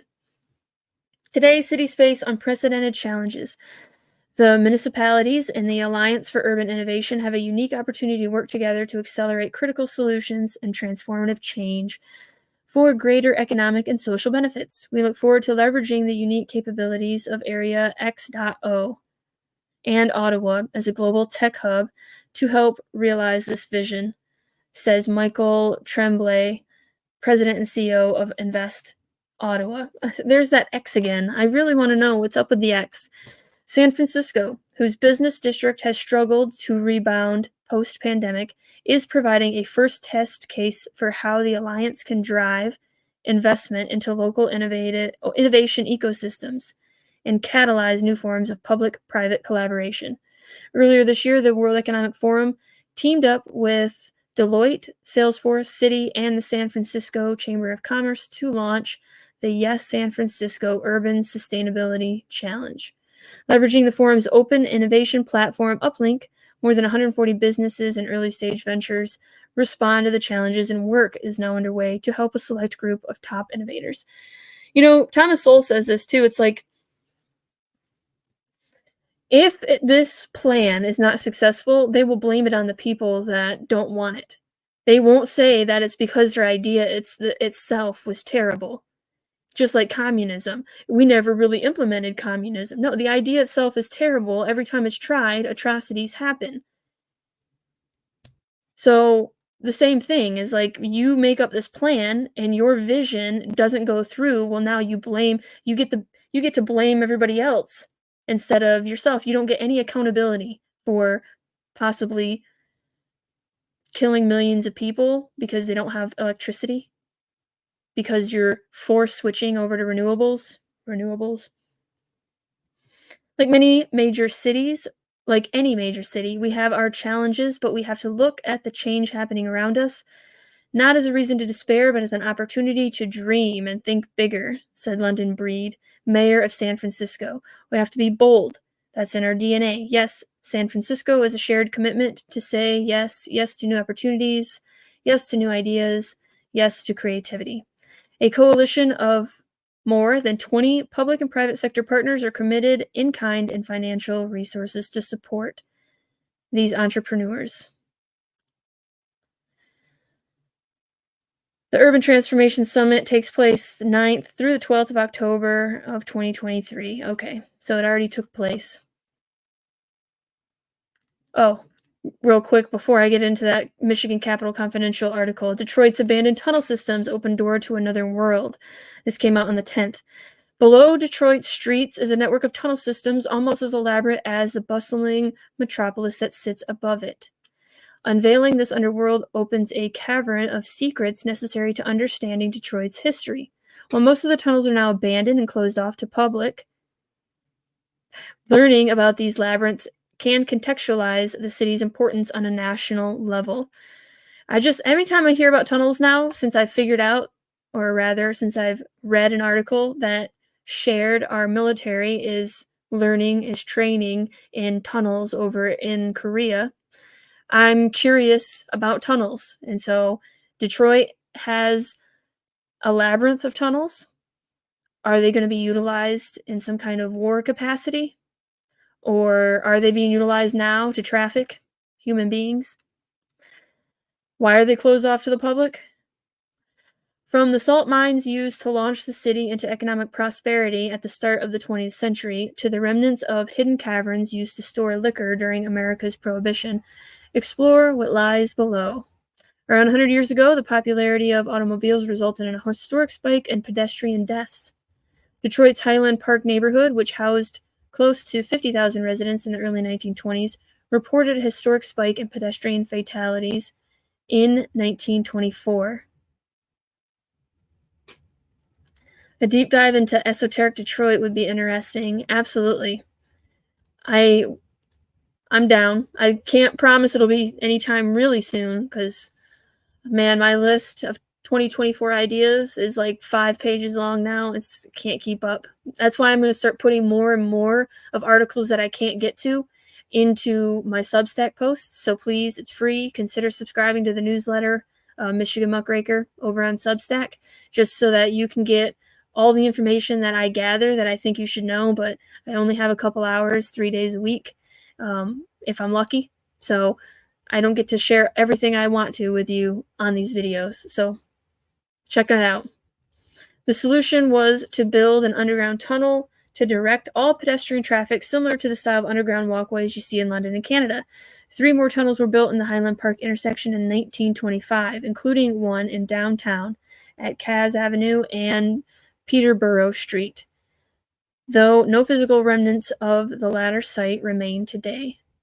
Salt mines. Rock salt was discovered below the depths of Michigan streets in 1895, and almost immediately their horizontal salt beds were mined for their resources-rich currency. By 1906, Detroit established the Detroit Rock Salt Co. to develop a safe, effective way to mine the salt. It took years of configuration before a 1,060-foot shaft was dug into the city's core, and by 1914, Detroit was exporting 8,000 tons of rock salt each month. I didn't know that. The mines remained operational until 1984 and reopened after a brief hiatus in 1983 to provide the road salt used by the city today. Road salt is the only form of salt currently produced by the mines, and tours were provided briefly in the mid-1980s, but are now suspended because of ongoing production. Tunnels at Detroit's Fisher Building. Detroit's Fisher Building was constructed in 1927 by the Fisher brothers, whose Fisher Body Co. was responsible for the closed body of the 1910 Cadillac and introducing the first four-door sedan. This immense success is reimagining the automobile industry motivated the brothers to purchase 32 parcels along West Bank. There's no bank there. West Grand Boulevard to serve as an expressive testimonial of the Fisher's activity in Detroit. Below ground, an elaborate tunnel system connected the Fisher to New Center and General Motors buildings to ease employee commute. Detroit Medical Center tunnels, Adjacent to Wayne State University's campus in Midtown, the Detroit Medical Center holds 8 hospitals in one block area, surrounded by John R. Mack Street, Antone, and East Canfield Street. A tunnel system connects each of the hospitals, making safe, seamless travel for patients and medical employees alike. Do they still use those? Does anybody know? Prohibition-era tunnels. A little over 100 years ago, Detroit stood as the first major U.S. city to instate prohibition. So yeah, central planning has been going on a long time here in Michigan, obviously. Freaking Puritan Woodrow Wilson, the worst president we've ever had. A complete criminalization of alcohol and those who distribute and consume it, which lasted more than a decade before being repealed in 1933. Almost as quickly as the law was enacted, underground smuggling and speakeasies began to appear. Of course. Just like you can ban guns, but the people that are willing to go against the government will still get them. The people that were willing to break the law will get them. Almost as quickly as the law was enacted, underground smuggling. Okay, yeah. Detroit's river crossing to Canada was responsible for 75% of alcohol flowing into the U.S. during the Prohibition. Tommy's Bar on 3rd Avenue was formerly owned by businessmen affiliated with the city's notorious Purple Gang, and a WSU-sponsored archaeological dig in 2013 unearthed an underground speakeasy and tunneling system leading to a false room below the bar. God, that's so cool. That history. Like, I would like to go down in those tunnels and see what's up, as long as there's not trafficking going on, which... Utility tunnels. Installed in the early 1950s, utility tunnels below Detroit's midtown and downtown streets carry the water and steam necessary to fuel the area. And then you have the Airport Light Tunnel, Northland Center's underground tunnels. The unique system of service tunnels set a precedent for surrounding shopping centers, although they were off limits to the public and remained closed and unpassable after the mall's closure in 2015. The tunnels were likely buried during the mall's demolition in 2021, leaving behind a treasure trove of arcade games and mannequin torsos. So, Northland Center in Southfield is a miles-long labyrinth of tunnels with an astonishing 484 rooms dating to 1984. The tunnels were used primarily for truck deliveries to and from Northland stores, and also include storage space and nuclear bomb shelters. Crazy. Crazy what you don't know about your city. Alright, so let's see. Getting to this. Flint schools get $156 million in COVID funds and ask for debt relief. District seeks $56 million bailout from Michigan legislator. Leaders of Flint's school district have asked state lawmakers to pay off $56 million in debt, according to Detroit News. The call for state payoff for the district debt comes just 3 years after Flint Community Schools received $156 million in COVID relief funds, or over $51,000 per pupil. How do you run out of all that money? Corruption. Pure and simple. And now you want more? Flint Community Schools received $51,000 per pupil in various relief measures in the COVID-19 era, more than any other district in the state. Benton Harbor area schools was second at $29,000 per pupil. Wow. The state has a process to prevent insolvency and should enforce the process instead of immediately bailing out the district, said Molly Masick, Education Policy Director at the Mackinac Center for Public Policy. Simply bailing them out is unfair to other districts that work hard to balance their budgets and follow the proper process to avoid insolvency. The district argues that COVID funds came with restrictions, which means it cannot use them to pay off debt. Masick said that while the district cannot directly use COVID money to pay off debt, it could have devoted some of its state revenue to the debt while using federal money to make up the difference. Yeah, use your money wisely. Instead, they thought, we'll just get more. Flint district officials instead took out additional loans. They also used a substantial portion of COVID funds for large pay raises and gave each district employee a $20,000 bonus. Wow. That raises future costs as it increases salary expectations for the years to come, of course. And they weren't even working during those COVID times. So, hey, you're not working? Here's a $20,000 bonus. Flint Beat provides a breakdown of salaries that the money supported, including $8,662,500 for COVID retention payment for the staff. Wow. Principals and assistant principals received $1.8 million, while the superintendent and assistant superintendent were given $484,000. Special education staff received $1,072,500. The district spent $15,000 for supplies and materials such as uniforms, shoes, coats, hats, gloves, and school supplies for 300 homeless students. The spending, $15,000 for 300 people. This is, again, though, why government doesn't have any need to be efficient with the money, because they just steal it. If you gave a private entity $15,000, they could probably help 1,000 homeless students. Like, it's just that the government will overpay, and contractors know that. Anybody that's working with the government knows they can go 2,000, 3,000, however much over the normal market rate, and the government will pay it. They don't give a crap. It's not their money. The spending with which the district said was to ensure equity and access to education came out to $50 per student.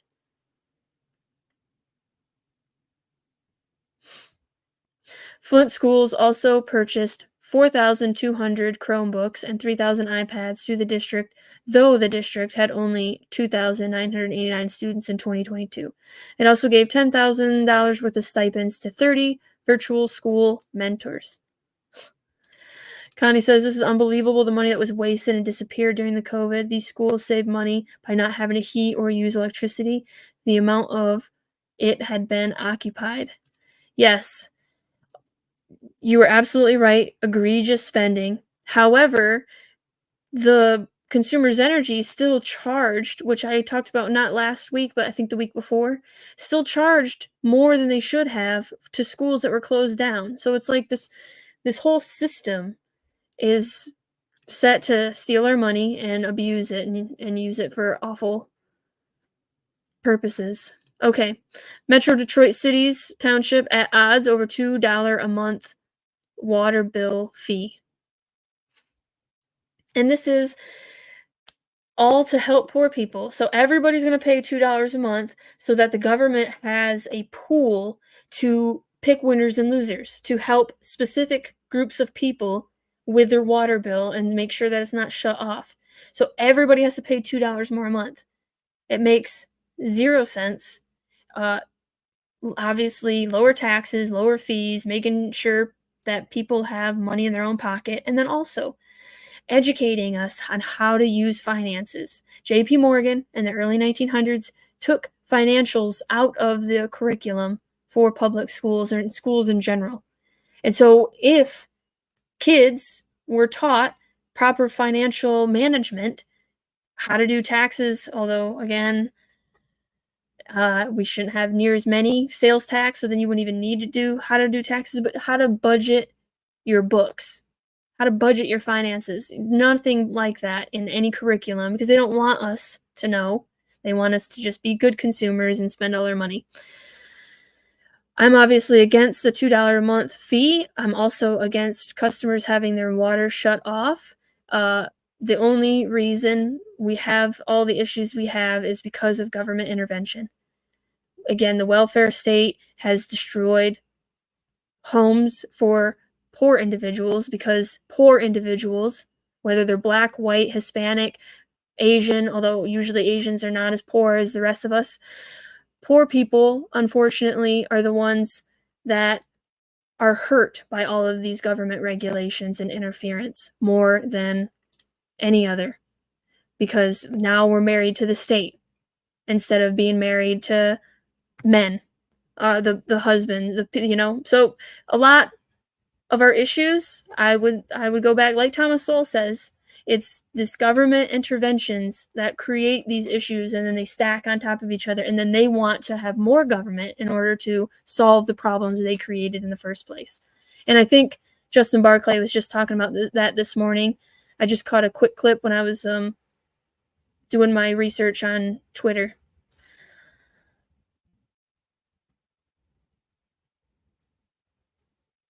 The bills would create an affordability program within the Michigan Department of Department of Health and Human Services, capping water bills at no more than 3% of the household income for families who are at or below 200% of the federal poverty level, or $51,000 for a 3-person household in 2024. Water providers could create their own program similar to the program MDHHS would run. Enrolled customers would be eligible to have overdue balances below $1,500 wiped away, or allow customers with debts above that amount to have it forgiven. This is all to get people as reliant on central planning government as possible. And they'll know your finances, because you can't just get this kind of relief without telling them everything about yourself. Financial support for the program would come from the $2 a month fee for water and sewage customers. The bills propose a residential affordability fund, which is estimated to collect $90 million within the first 18 months for bill discounts, administrative costs, and arrange payments. Arrearage. Oh boy. I don't know that one. According to a bill analysis from the Senate Fiscal Agency, the bills also seek to ramp up shut-off water protections by notifying customers at least 4 times through mail, door knocking, phone calls, and text messages before their water is cut off. The statewide water affordability legislation is not only the moral thing to do for Michiganders who are struggling to make ends meet, it is also the smart thing to do for the financial stability of our water systems, and it's the right thing to do to protect our public health, says Detroit lawmaker Stephanie Chang. Well, I disagree, but does it really matter to them? No, it really doesn't. All right, I have 5 more minutes. I'm just going to spout off a few other key issues here. Pair of major road projects approved by City Council. So as you can see, this is once again smart city stuff from the World Economic Forum plans. They are going to take away 2 lanes on each, 1 lane on each side, so that way you have this space over here will be wider for bike lanes. This is a road diet. So road diet providing a two-way left turn lane.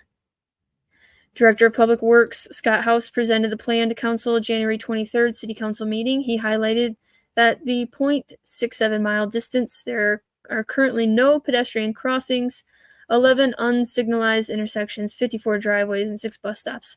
And the goal of this plan is to improve safety.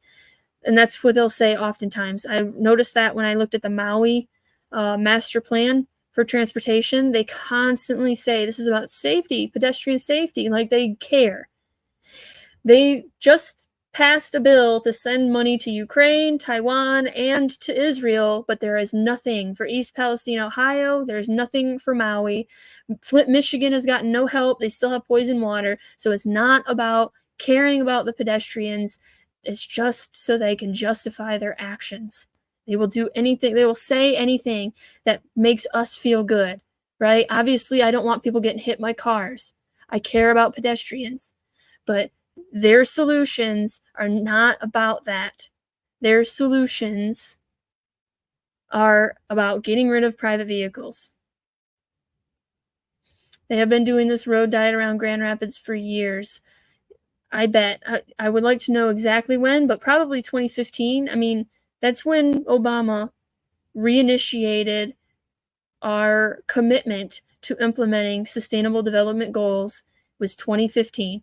And him and Biden did quite a lot in order to lay the foundation of this new plan that by 2030. So they had 15 years to get done what they wanted to get done. And now we're in the decade of action. So if it didn't start in 2007, then I'm sure it started in 2015. But it's a good thing to know, and I want to know it and when exactly it began. Let's see. This is something. Anonymous call about migrant buses coming to L. Lacks Veracity. This came out December 28th, and I cannot find any follow-up. If you find it, please put it down in the comments, but I have not seen what happened. So the City of East Lansing Treasury Office received a call this morning from an unidentified caller alleging that 4 buses with undocumented immigrants would be dropped off in East Lansing Thursday, December 28th afternoon. City officials have not confirmed the legitimacy of the call, but are working to be prepared if help is needed. Ellie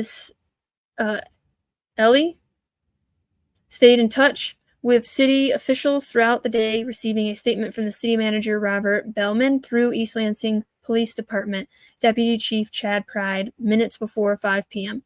At approximately 9 a.m., the City of East Lansing Treasury Office received an anonymous call alleging that several buses of migrants would be arriving in East Lansing at some point today, specifically noting that East Lansing is a sanctuary city. The caller also mentioned the name of the mayor. No other details were provided. The caller did not provide their name, but did provide a phone number. The matter was immediately referred to Police Command, who have been working to identify the caller and confirm the veracity of the assertion. At this time, we cannot confirm if the call is legitimate. However, we are working with the appropriate city and local support staff to coordinate assistance in the event help is needed.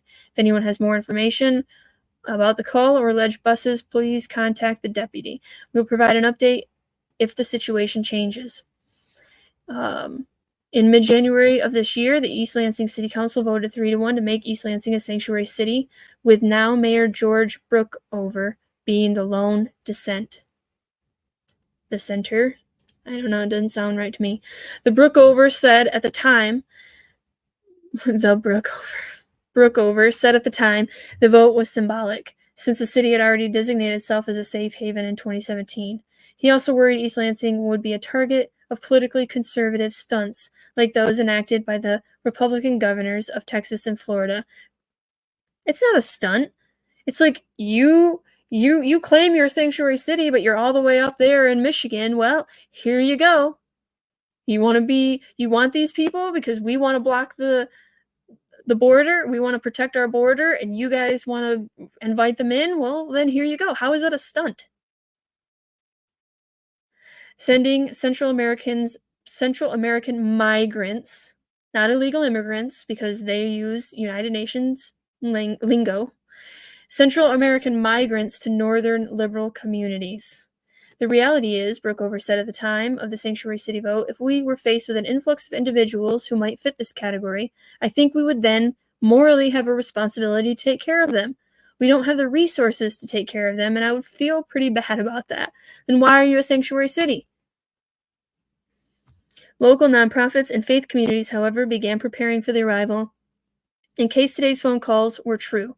I am at the Women's Center of Greater Lansing putting together winter coats and hygiene supplies just in case. ELI also contacted numerous city leaders during the day, hoping to learn about the developing story. Mayor Brookover declined to comment on the record. City Councilman Dana Watson could not provide an update, but did offer her thoughts. We need more planning, she said in a text. Ingham County Health Department does have an emergency preparedness team, and they did create somewhat of a plan before. Developing story, more updates will become available. More information. When more information becomes available, there will be updates. I haven't seen them. I haven't seen any updates. And I had one more here. There is something. Here we go. There's something going on in Lansing. I mean, there's probably a lot going on, but a date was set for a public hearing on the rental restriction overlay that will take part of the Glencairn neighborhood. A pair of recently rejected projects were again floated, and the question of whether or not to appoint a council member's spouse to a city commission were all topics of the Tuesday East Lansing City Council meeting. Now, there's something weird because the meeting also saw the minutes from the November 2nd special regular city council meeting finally approved, with no indication as why they were held on to for so long. So there's some kind of violation with the charter that the township community has brought forth months ago, and it's just now the meeting minutes are being approved from November. So yeah, November was when that was. So something fishy's going on here. Unlike the marathon-length meetings council has recently held, so people are showing up in mass, like we saw with Green Charter Township, we're seeing in Marshall, we're seeing the people finally mobilize and go to their township level, which is why the government is stealing the power of rezoning. But people went to this meeting and they were long. The Tuesday assembly lasted less than 90 minutes before the council left for closed session. At the start of the meeting, 3 sets of meeting minutes were approved, along with the meeting minutes from November 2nd. The meeting has drawn attention because it was quietly added to the city calendar the day before it was held. The meeting took place at City Hall instead of Hannah Community Center and was done almost entirely in closed session. this meeting right here that just happened. I mean, that's maybe not. Hold on. They are talking about this November 2nd, so excuse me, I was wrong. So this must be the November 2nd meeting that people found as suspicious. The meeting has drawn attention because it was quietly added to the city calendar the day before it was held. The meeting took place at City Hall instead of Hannah Community Center and was done almost entirely in closed session. The meeting was the last for 3 of the 4 members who attended, as a council election was held days later, where Noel Garcia lost his bid, and then Mayor Ron Bacon and Mayor Pro Tem Jesse Gregg did not seek re-election. Now Mayor and then council member George Brookover was absent. Despite the quiet led up to the special November 2 meeting, major decisions were made. Council voted to accept the findings from independent investigator Randall Sicone, oh my gosh, I'm just awful with names. I'm gonna admit that, you know that. That assertions of charter violations made in an anonymous complaint were without merit, and to hide his report behind attorney-client privilege. Council also voted to give City Attorney Anthony Chubb settlement authority on a pair of lawsuits and reached a tentative collective bargaining agreement with the Capital City Labor Program East Lansing Police Department. The minutes were approved without discussion as to why November 2 minutes were held for so long. So, again, this is in actually yesterday's Substack article, because I wanted to get to it yesterday, but I thought it's interesting. It's a growing movement. It's happening all over the country. I actually saw down in Gulfport, the same thing is happening. The whole township boardroom, whatever room they use down in Gulfport, is filled with people, and people are standing up. And it's like, finally, people are trying to hold their government accountable. Hopefully, it's not too late. Personally, I'm an optimist. We're going to win in the end, but how much pain and suffering between now and then, I'm not certain of. Sanctuary counties: Ingham, Kalamazoo, Kent, Lansing, and Wayne, and they will not honor ICE detainer. Sanctuary counties.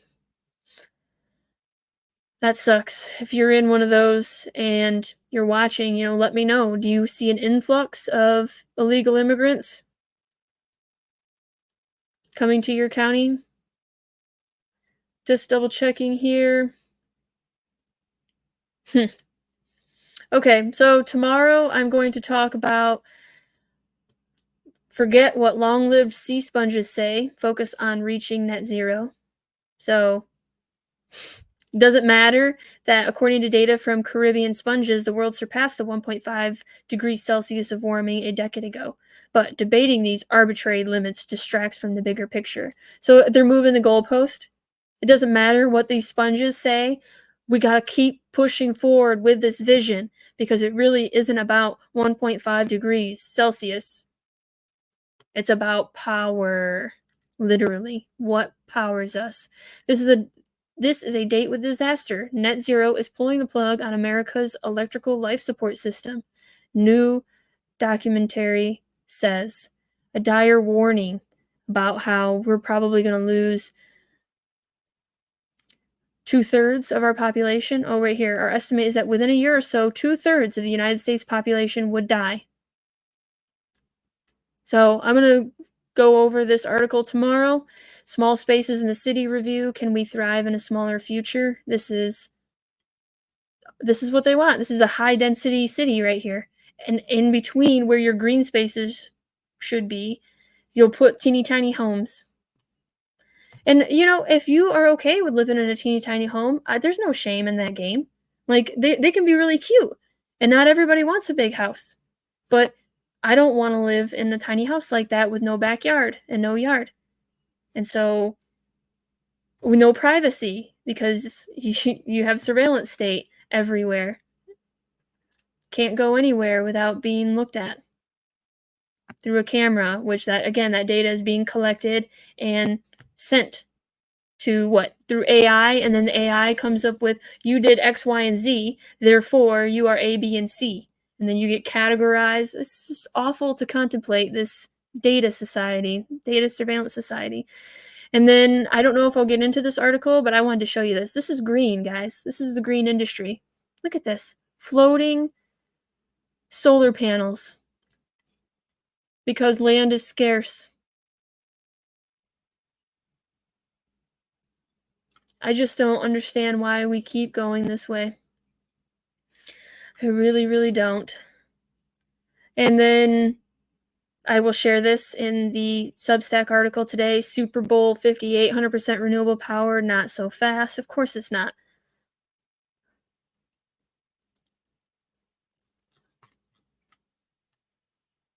We're not talking about the field. According to the host, Sunday's game at Allegiant Stadium will be the first Super Bowl powered entirely by renewable energy. Senior national and environmental correspondent Ben Tracy tracked down the source of all that energy in a desolate patch of Nevada desert. That's where turtles once lived. Farm? How many panels do you have out here? Yes, we've got 621,000 panels that make up this array. That's green, guys. Oh, look at that. Isn't that nice? Isn't that pro-nature? Think about all the turtles that have to be around those hot solar panels. Now again, if you're going to put them anywhere, it definitely shouldn't be Michigan where it's gray forever. It's like my husband says, this is like the UK of America. He is used to Mississippi where there's sun a lot. There's sun a lot more than there is here. The solar farm outside. Look at that. Oh my God, it's so terrible to me. I'm sorry. This is awful. This looks like a piece of tech, like a chip that you're putting into Mother Earth. Instead of a chip in the brain, you're putting a chip into Mother Earth's brain. Las Vegas may look like a shimmering mirage, but its starting lineup is more powerful than any in the NFL. This solar field right here would be big enough to serve close to 60,000 of our residential customers. Or a couple homes in one big stadium. In one big stadium. That stadium is Allegiant Field. All that for one stadium. You see how unsustainable this really is? Home to Super Bowl 58. The Raiders say it's the first NFL stadium powered by 100% renewable energy, thanks to a 25-year agreement to buy power from this new solar installation owned by NV Energy. Doug Cannon is its CEO. How much energy does it take to power Super Bowl Sunday? Yeah, so it'll be over 10 megawatts. That's about equivalent to 46,000 homes. Sustainability was front of mind as the stadium was being constructed. Raiders president Sandra Douglas Morgan says the stadium roof is made of a sustainable plastic material that allows in about 10% of daylight but blocks all solar heat, so it takes less energy to cool the building. The grass field is moved outdoors on a rail system to get natural sunlight rather than using energy-intensive Wow. I didn't know that. Fancy. growing lights. And everything from grass clippings to food scraps and cigarette butts are composted or converted into other forms of energy. When you come to a game, you may be thinking about just focusing on the game, but when they hear that and know that we're being conscious of our environmental footprint, hopefully that guest will leave and have that same mindset when they go back home. This is our main electrical entry room for the stadium. The stadium got a pre-Super Bowl visit from U.S. Secretary of Energy, Jennifer Granholm, All renewable energy comes here. who was shown where that power from the solar field enters the building. People sometimes get nervous about renewable power because they're not sure if it's going to be reliable. The fact that renewable power can power a facility like this should speak volumes about what can happen in other In the desert. Yeah. In the desert, maybe. And again, look at how awful it is. Are you kidding? There'd be so many angry people. These white boxes at the solar farm house massive batteries that store renewable energy. So when the sun isn't shining, they still have 5 hours of power. Energy storage like this will Yeah, eventually power Granholm, much of the ugh. U.S. grid as wind and solar power replace fossil fuels and their planet-warming emissions. How crucial is being able to store renewable energy to use it when you want it? Yeah, we call that dispatchable power. And that storage component, which a lot of people don't realize, is a huge piece of how we're going to get to 100% clean electricity by 2035, which is the president's goal nationally. Of course, most of us don't have to worry about powering a Super Bowl halftime show. It's one thing to power a Super Bowl, but do you have enough power for Usher? Absolutely, we have enough power for Usher and all of his lights and all the fanfare that'll be there. The short answer would just be yeah. Cheese. How cheese. For many viewers, the Super Bowl, well, by the way, yes, Indian toes. What about the new BS Michigan gun laws, the red flag laws? I talked about that yesterday. They are absolutely BS and unconstitutional, of course. Hailstorms damaged solar panels. I saw Nebraska had one that was acres and acres, and the hailstorm was, pretty wicked. It had, I think, just smaller than baseball size. Maybe a little smaller than that. I guess tennis ball would be better. Yeah. They were big, but they destroyed all the solar panels, and I did have a video on it. Think about all that contamination, that damage done to that property. Yes, you're absolutely right. Green energy sucks. It doesn't work. It's not just a money grab. It's a land grab, and it's about, once again, getting that smart thermostat into everything so they can. You can't remotely control gas powered vehicles, but you can remotely control electric vehicles. And the same thing with your smart meter, so on and so forth. So it really is about them controlling when you have access to electricity or power in general. For many viewers, the Super Bowl is a time for family, friends, good fun, and that could be the end of the story, except for a few minor details that can derail the narrative. Details that can get lost in the complexities of the electric markets that supply the power needed to keep TVs on and the beer cold. If you're skeptical of the claim of a 100% renewable powered stadium, you are in the right place. The first thing to understand is that the grid has multiple layers, as pointed out by Robert Bryce in his new documentary series, Juice. There's the physical grid that connects customers and suppliers with a flow of electrons in real time. That physical grid is a bit like stream with multiple ponds, generators, feeding into it. The customer is the guy way downstream using water. There's no one with a tiny barcode reader checking water molecules downstream to sort out which drops of water came from which pond. What matters to the customers is that the power gets there reliably when needed and at an affordable price. The stadium is mostly a part of the main Nevada Power Company grid and Balancing Authority area. Here's a screenshot from the EIA and the general transmission lines of the Las Vegas area. So basically, it's just boosting the grid. So it goes into, once the electricity is put into the grid, it can get blended with electricity from other power stations in the same grid area. Obviously, if you have generators behind the meter, or if you have an independent grid system like City Center, then the story is a bit different. If you're scratching your head how or why Allegiant Stadium can make the 100% renewables claim, we'll have to turn another layer of the grid, the overlaying financial contracts part of the grid. All right, so it gets into the nitty-gritty. It's a very long Substack article. I will share it in my Substack article. How's that for Inception?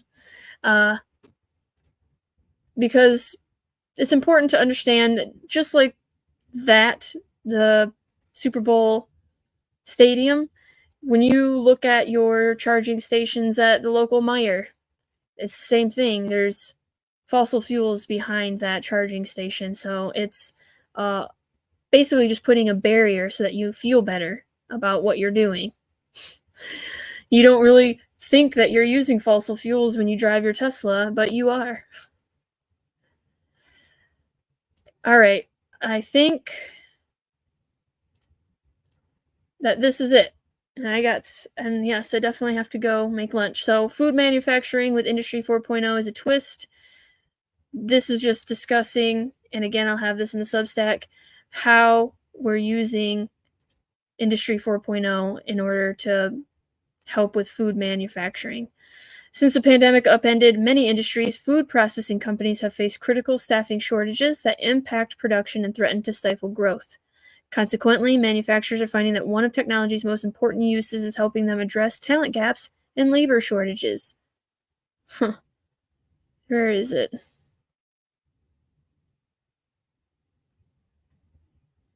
Wow.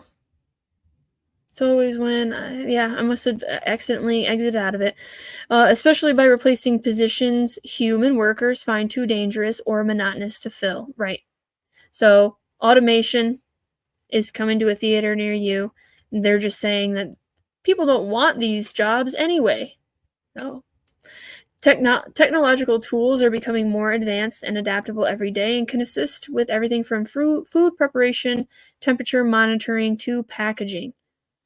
So, what are some of the primary technologies transforming the food processing industry? Artificial intelligence, machine learning, collaborative robots, cobots, and the Internet of Things provide seamless connection between the production process and operators to share critical data about operations.